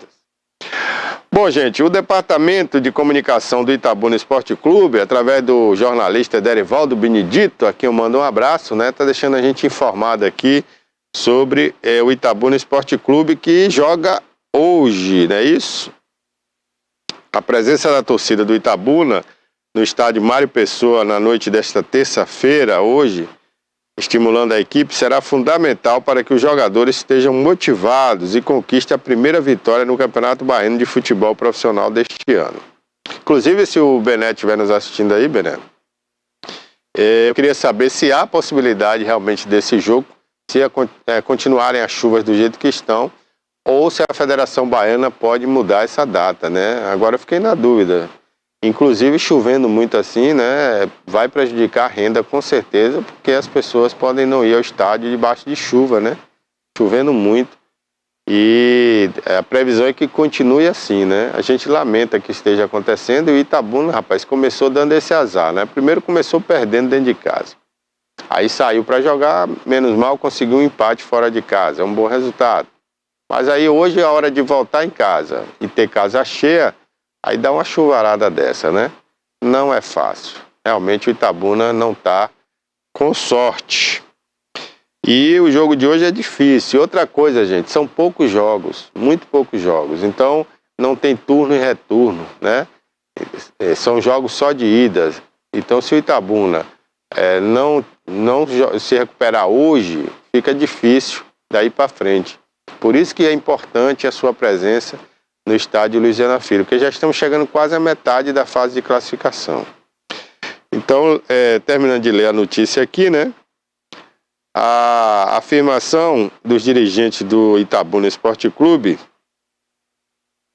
desde o final de semana passada, estão usando as redes sociais para mobilizar os torcedores para comprar os ingressos e motivar a equipe do Itabuna. O Itabuna que vive hoje um bom momento, e vem de 2 anos de campanhas produtivas, né? Foi campeão baiano da Série B, depois disputou bem o Campeonato Baiano da Série A, né? Esteve bem perto de chegar à final do Campeonato Baiano, esteve jogando inclusive as semifinais com o Bahia, e agora está na Série A, né? Mais uma vez, e também jogando a Copa do Brasil e vai jogar a Série D. Então é um momento bom que vive o Itabuna, e por isso o presidente Rodrigo Xavier e toda a diretoria está fazendo um trabalho nas redes sociais, conclamando a torcida para prestigiar esse bom momento do Itabuna. O que eu acho que pode atrapalhar hoje é a chuva, né? Então eu queria até a confirmação aí do nosso querido Ederivaldo Benedito, assessor de imprensa do Itabuna, para ver se continuar assim essa chuva, se a gente vai ter realmente o jogo hoje à noite, né? O Itabuna que vai fazer a sua terceira partida pelo Campeonato Baiano da Série A, jogando em Ilhéus, né? O jogo vai ser às 21 horas, né? Itabuna na 8ª colocação, buscando sua primeira vitória contra o Bahia de Feira. Os ingressos já estão à venda na sede do clube no bairro da Conceição, no valor de R$20, muito barato, viu? Tem arquibancada inclusive coberta, né? Para quem não quer ficar na chuva, pode pagar R$20 e ficar na arquibancada coberta. Os ingressos também estarão à venda na bilheteria do estádio Mário Pessoa, em Ilhéus. Tá aí, vamos torcer, né, que o tempo melhore, que tenha um jogo e que o Itabuna consiga vencer o Bahia de Feira em casa. E consiga, assim, a sua primeira vitória para dar uma arrancada aí, né, nesse campeonato que é muito curto, e o Itabuna precisa vencer pelo menos os jogos em casa para continuar bem e continuar na Série A, tá certo? Na Série A do Campeonato Baiano. Então a gente fica aí na expectativa, né, para ver como é que vai se manter aí o tempo, se vai permanecer essa chuva que tem caído aí a manhã toda, né, não só em Ilhéus, mas na região, e se realmente vamos ter o jogo à noite, tá certo? Mas se tiver, você torcedor deve realmente ajudar, comparecer, prestigiar o time do Itabuna, porque ele precisa do seu apoio, né? O time sem torcida, gente, fica muito mais fraco. Se o time for bom, ele já fica fraco, né? Jogar sem torcida não é a mesma coisa. E se o time não for tão bom, aí fica pior ainda, né? Então a sua presença é muito importante para ajudar aí o Itabuna Esporte Clube nessa caminhada em busca aí de bons resultados no Campeonato Baiano, tá certo? Então eu quero agradecer aqui a assessoria de imprensa, né, do Itabuna Esporte Clube, que mandou essa nota aqui pra gente. Só para lembrar, se você for ao estádio, né, a partida está prevista para começar às 18h30, viu? 18h30. Então, não chegue tarde, não, porque às vezes você está pensando que o jogo é tarde, né? O jogo vai ser aí 21 horas, e não é.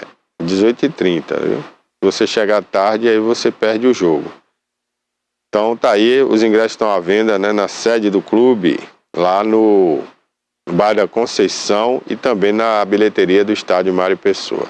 A presença do Itabuna no Mário Pessoa na noite dessa terça-feira deve estimular muito a equipe para que os jogadores sejam motivados, né, e conquistem essa primeira vitória tão esperada esse ano. A afirmação de um dos dirigentes do Itabuna Esporte Clube, o Seixas, que declarou isso aí. Eu quero abraçar também o Sandoval Benevides, que é vice-presidente do Itabuna Esporte Clube, lá no Banco Raso, está assistindo a gente. Obrigado, Sandoval. Sandoval que está dando a força aí também, né, pedindo, conclamando aí os torcedores para que prestigie e compareça hoje à noite lá no estádio Mário Pessoa. Deixa eu ver se tem outra notícia aqui. Não, por enquanto é só essa. O Itabuna já está definido aí pela comissão técnica, né? Treinou no final de semana, treinou ontem inclusive no Itabunão, e agora o time se concentra para o jogo de hoje à noite. Vamos esperar para que o tempo melhore, né? O tempo segure aí à tarde, que eu acho que se segurar o tempo, tem jogo, porque o gramado do Mário Pessoa não é um gramado ruim, tem uma boa drenagem. Então, se a chuva cessarem mais aí na parte da tarde, à noite o gramado vai estar mais enxuto, né? Dá para o jogo. Eu acredito que vai acontecer sim, tá certo? Então, você que é torcedor, compre o seu ingresso. Se por acaso continuar chovendo muito e a federação suspender o jogo, aí fica para amanhã. Mas eu não acredito nessa possibilidade, não. Acho que vai ter o jogo sim. que eu conheço ali o gramado do Mário Pessoa e ele não é de encharcar muito não, a drenagem é boa. Então eu acredito que não vai haver nenhum problema, tá? Enquanto isso eu fico aguardando aí alguma notícia do Itabuna para ver, né, se eles têm já alguma posição aí da Federação Baiana de Futebol. Mas, como tem poucas datas aí, né, para acontecerem os jogos, eu não acredito que a federação vai mudar, não. Eu acho que eles vão esperar ali, pode ser até que haja um atraso, mas o jogo vai acontecer. Bom, deixa eu ver se tem outra informação aqui. Olha, gente, ontem, né, enquanto a gente fazia um programa aqui, teve um acidente grave ali próximo a Camaquã, na BR-101, viu? Ultimamente, né, desde dezembro, a gente tem tido ali muitos acidentes entre Guararema e Camaquã, na BR-101. Não tá fácil não, viu, gente? São motoristas às vezes inexperientes, às vezes é pista molhada ou óleo na pista, né? Tem muitos fatores aí que podem causar esses acidentes. Mayla e Guilherme, mãe e filho, morreram após um grave acidente ontem, pela manhã, na BA-270, né? Não foi nem na BR-101, já foi na BA-270 em Santa Luzia. O acidente aconteceu por volta das 8 da manhã e envolveu 2 veículos de passeio que colidiram frontalmente. Um dos veículos estava um homem que não teve o nome divulgado, mas foi identificado como um funcionário de um banco, né, que tem na cidade de Camaquã. O outro veículo estavam, né, pelo menos as 2 vítimas fatais e mais uma pessoa que também não foi identificada. Os 3 sobreviventes foram encaminhados para o hospital de base aqui de Itabuna.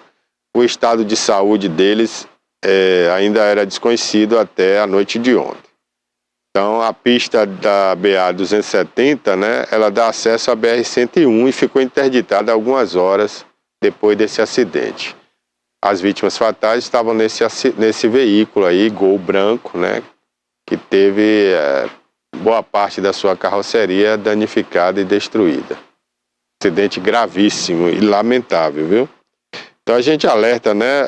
Eu venho falando aqui essa questão das estradas desde o início do ano, né? Na passagem de ano, eu já chamava a atenção aqui das pessoas para terem muito cuidado com relação à BR, gente, porque a estrada, tem muito motorista novo, né, que dirige na cidade, dirige bem, mas é diferente você dirigir numa rodovia e você dirigir na cidade, numa avenida, porque dentro da cidade a velocidade naturalmente é menor, né, não tem tanto risco como tem na estrada. A estrada você está ali no mínimo a 80 km por hora, né, uma curva, você, por 1 milímetro ali que você mexa no volante, você pode sair da sua faixa e abarroar com outro carro ou bater com outro carro de frente. Então, é muita atenção, né? E hoje em dia, com essa questão de multimídia, celular, né, as pessoas são proibidas de ver filme, vídeo, né, videoclipes, mas elas vão lá, pagam um técnico para desbloquear a multimídia, e ela consegue dirigindo, assistindo um videoclipe. Não existe isso. Você tirar o olho segundos, né, da pista ali para olhar para um celular ou para olhar para o multimídia, você está correndo um sério risco de morrer. Menos de 1 segundo, gente, é suficiente para você sair da pista e ir para a contramão. Então, não é recomendável o que os jovens fazem hoje. Eles pegam o multimídia, que vem de fábrica bloqueado, para que na hora que o carro está em movimento você não possa assistir vídeo, e pagam a um técnico para fazer o desbloqueio dessa multimídia. Eles fazem, porque eles estão ali para ganhar dinheiro, não estão nem aí o que é que vai acontecer com você, com a sua família, né? Aí eles vão lá e desbloqueiam. Agora, para que você quer assistir vídeo dirigindo o carro? Não tem condição, ou você dirige ou você assiste o vídeo. Se você quer assistir um vídeo, pede alguém para ir dirigindo e você vai no banco de trás ou no banco do carona assistindo. Vai, pega o seu celular e vai assistir. Agora, você proporcionar que outras pessoas assistam, tudo bem, mas você querer assistir o vídeo no painel do carro, não dá, gente. Se fosse para assistir vídeo, ele já vinha desbloqueado de fábrica, né? Então tem gente que desbloqueia ali o multimídia para assistir vídeo. E isso é muito perigoso. Claro que eu não estou afirmando aqui que o rapaz estava assistindo alguma coisa, né? Não sei. Eu não estou dizendo isso. Eu estou alertando outras pessoas para que não façam isso. Porque a gente tem visto isso muito no Brasil inteiro. Pessoas que assistem vídeo dirigindo. Pessoas que falam ao celular enquanto dirigem, né? Falar é até o mínimo, mas quando você pega o aparelho aqui na mão dirigindo, você está tirando 50% da sua capacidade de dirigir, porque sua atenção está aqui, mais aqui do que cá, né?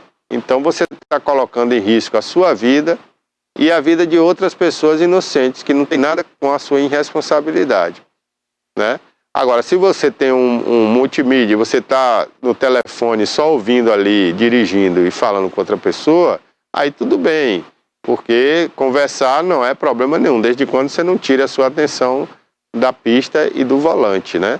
Então, isso é permitido. Agora, você pegar o aparelho e ficar ali mandando mensagem, né?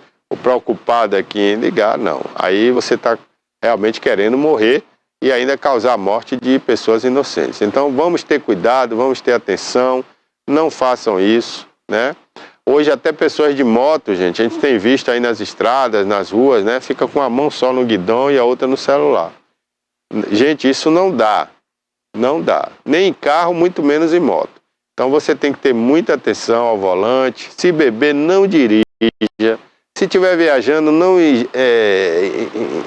beba bebidas alcoólicas, né? Às vezes a gente vê pessoas vão almoçar numa estrada, aí tomam uma cervejinha.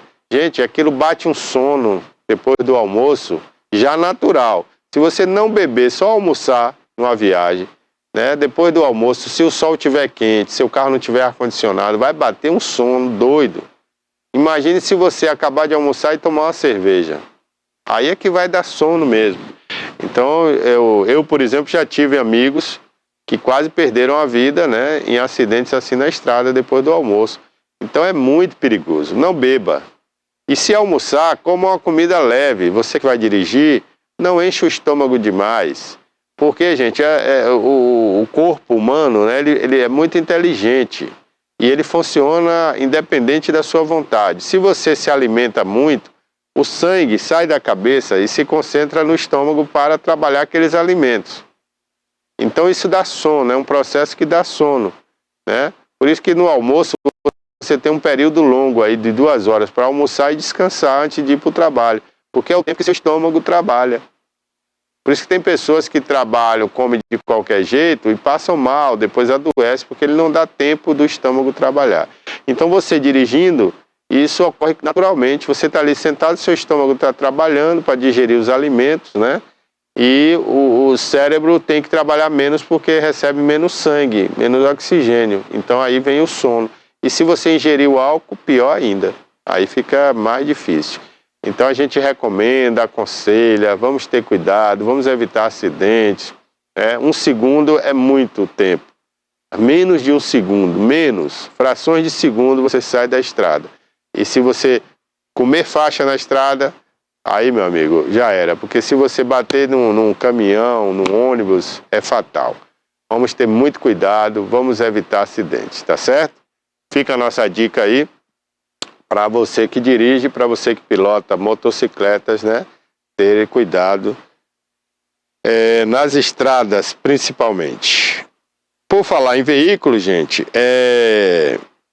Itabuna, né, trocou alguns conjuntos semafóricos, né? A gente tem visto aí na cidade alguns conjuntos, uns melhores que os outros, né? Tem um acabamento melhor, uma tubulação, outras não tem. A gente já comentou aqui, inclusive, o valor desses semáforos. Eu achei um absurdo o preço, né? Cada conjunto semafórico desse custa aí quase R$1 milhão, é muito dinheiro para pouca coisa. Eu espero aí, né, inclusive uma entrevista em breve aí com o secretário de Trânsito, se ele tiver coragem de vir aqui para explicar isso, né? Eu gostaria até de ver a planilha de custo desses semáforos, porque custa tão caro assim, né? Talvez tenha algum componente ali dentro daquelas caixinhas, né? Sejam de ouro, a gente não sabe, né? Às vezes tem alguma coisa banhada a ouro ali dentro para ser tão caro assim, porque a olho nu a gente não consegue ver o que é que custa tão caro num conjunto de semáforos daquele que só tem ali aço galvanizado, 3 lâmpadas de LED em cada poste e uma placa de computador, uma placa de processamento de dados, né, com alguns chips ali dentro daquela caixinha. E o resto é fibra de vidro, né? Então não vejo por que tanto dinheiro. Mas se alguém se prontificar a vir aqui com a planilha, estaremos aqui à disposição para prestar atenção, né? E ver de onde sai tanto material para custar tanto dinheiro assim. Como eu disse, pode ser que dentro daquelas caixinhas que ficam no poste, além dos componentes, né, informáticos, pode ser que tenha algum componente banhado a ouro, né? Não sei, vamos ver, né? Bom, por falar em trânsito, também já está em atividade a Zona Azul. Houve uma notificação à empresa porque ela não estava dando o tempo de 15 minutos de tolerância. Mas ainda estamos tendo problemas, viu? Essa semana, ontem foi segunda-feira, já teve gente reclamando que chega no local para estacionar o carro e não encontra ninguém. Olha, eu chego no local às 9 horas, não tem ninguém. Aí eu desço, vou numa farmácia, eu vou numa loja, volto antes dos 15 minutos. Aí se aparece alguém, como é que eu vou provar que eu só tinha 10 minutos ali? Ele não estava ali na hora. Então fica complicado. Eu vou fazer uma visita essa semana à empresa, vou tentar ver se tem alguém, porque essas empresas são de fora. Geralmente não fica ninguém aqui, né?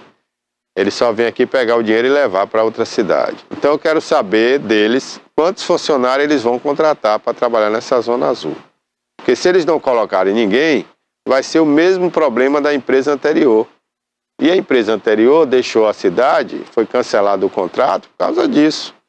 Porque ela não dava tolerância, ela não botava gente para trabalhar, só levava o dinheiro daqui. E aí acabou se aborrecendo, né? Porque o prefeito tirou, cancelou o contrato e ainda botou na justiça a prefeitura. Era o que estava dando um imbróglio aí para que a outra empresa entrasse. Então vamos ver essa semana se a gente consegue um contato com alguém dessa empresa para explicar aí, né? Como vai ser ou como está sendo esse negócio. Inclusive eu soube até que um carro dessa empresa, né, pegou fogo aí ontem, né, a rodovia Olivença-Ilhéus, né? O carro estava com o motorista de um dos donos dessa empresa e acabou pegando fogo aí na rodovia Ilhéus-Olivença. Bom, eu espero, né, que a prefeitura administre bem essa situação, porque fez de tudo para botar essa empresa. Eu comentei aqui no programa que a própria prefeitura, junto com a CETRAN, poderia assumir essa Zona Azul. Isso não seria nenhum bicho de 7 cabeças, porque quem sinaliza a cidade é o CETRAN. Quem fiscaliza o trânsito da cidade é o CETRAN. Quem vai multar o carro que não pagar o estacionamento é a CETRAN. Só que o dinheiro não fica para o CETRAN. O dinheiro da multa vai para a empresa, né? Então, se o CETRAN vai fiscalizar, vai sinalizar, vai fiscalizar e vai multar e vai guinchar, o próprio CETRAN poderia fazer a Zona Azul. Por que não?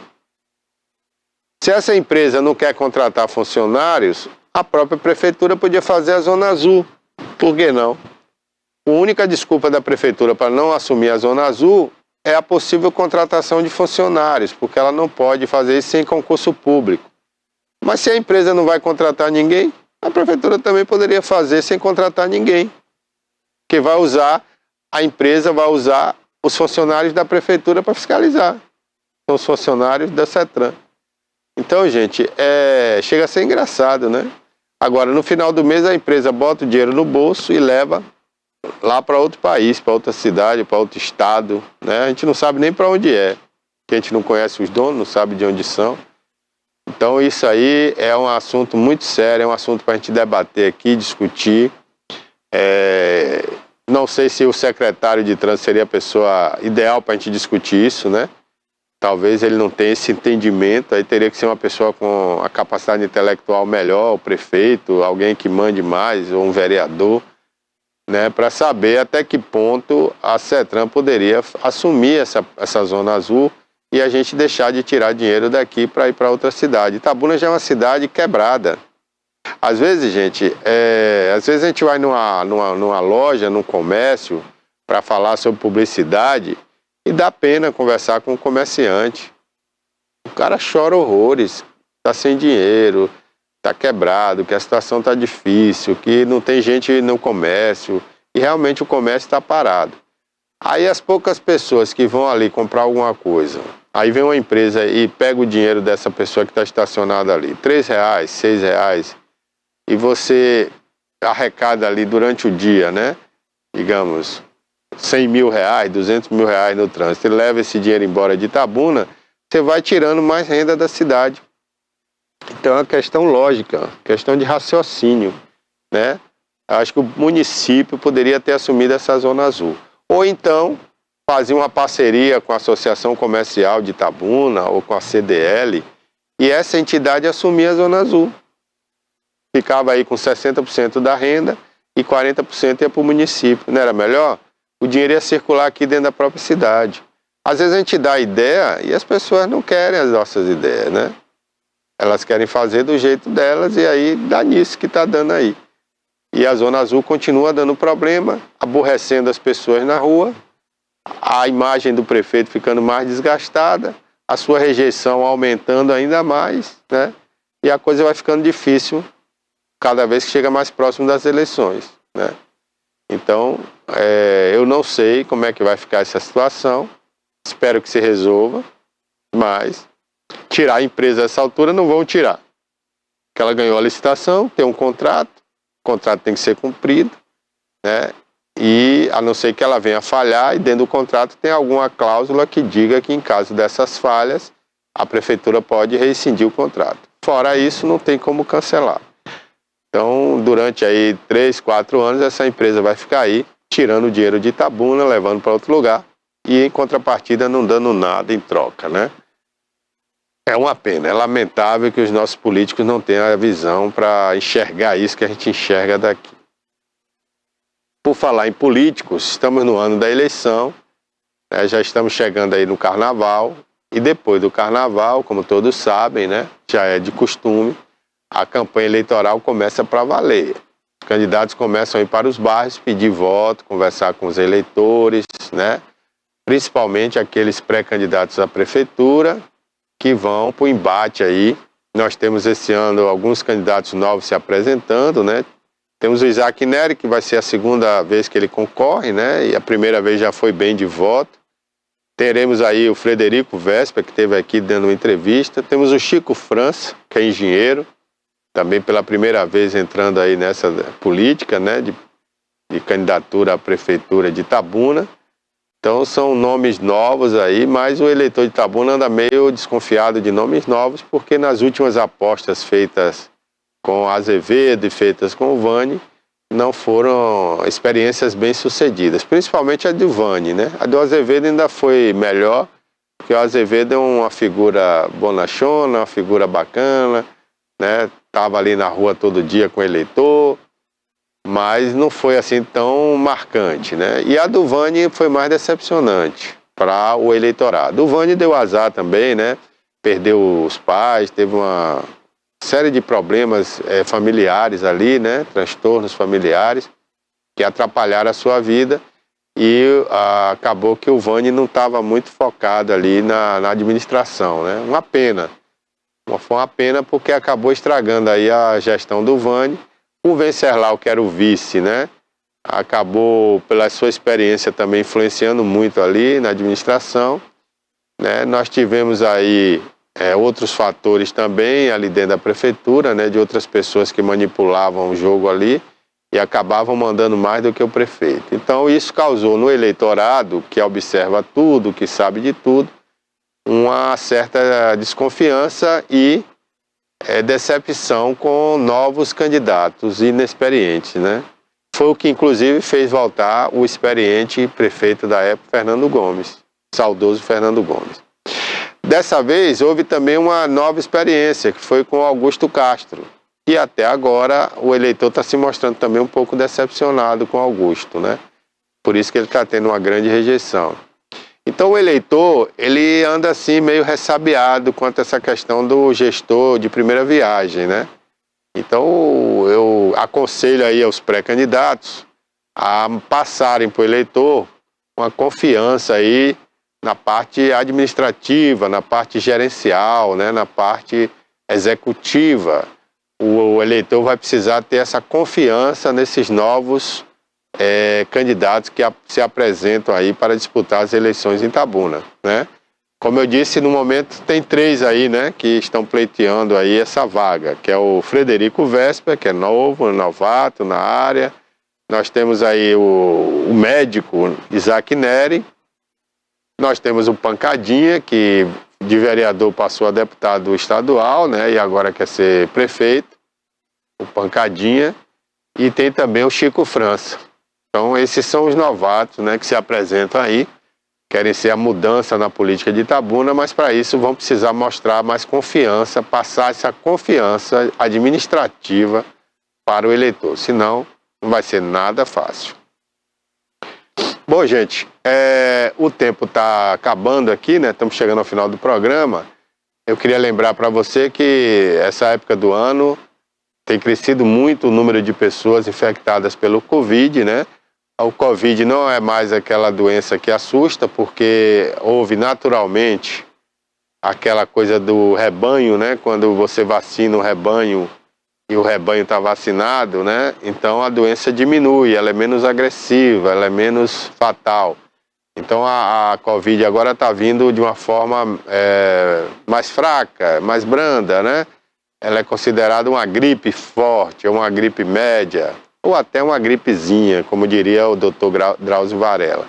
Então, muita gente está sendo acometida aí pela Covid, e eu sugiro a você procurar tomar muito líquido, né?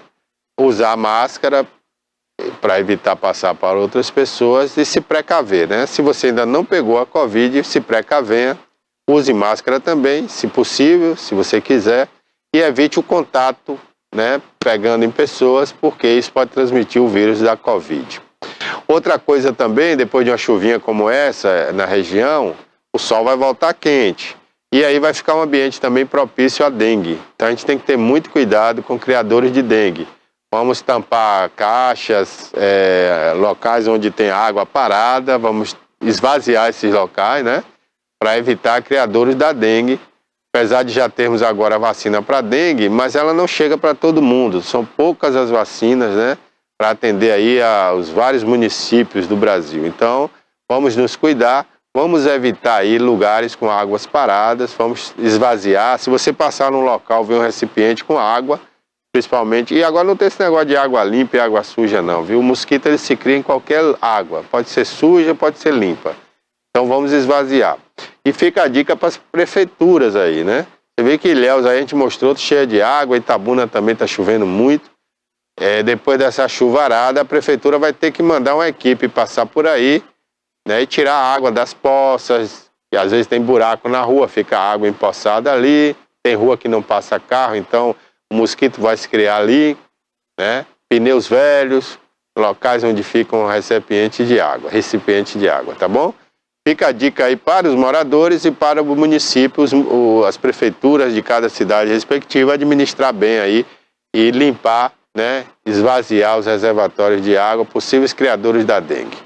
Por hoje é só, tá chegando aí Denilton Santos com o programa Alerta Cidade. Amanhã, se Deus permitir, ele vai permitir sim, nós estaremos aqui se Deus quiser, tá bom? Um abraço a todos e até lá.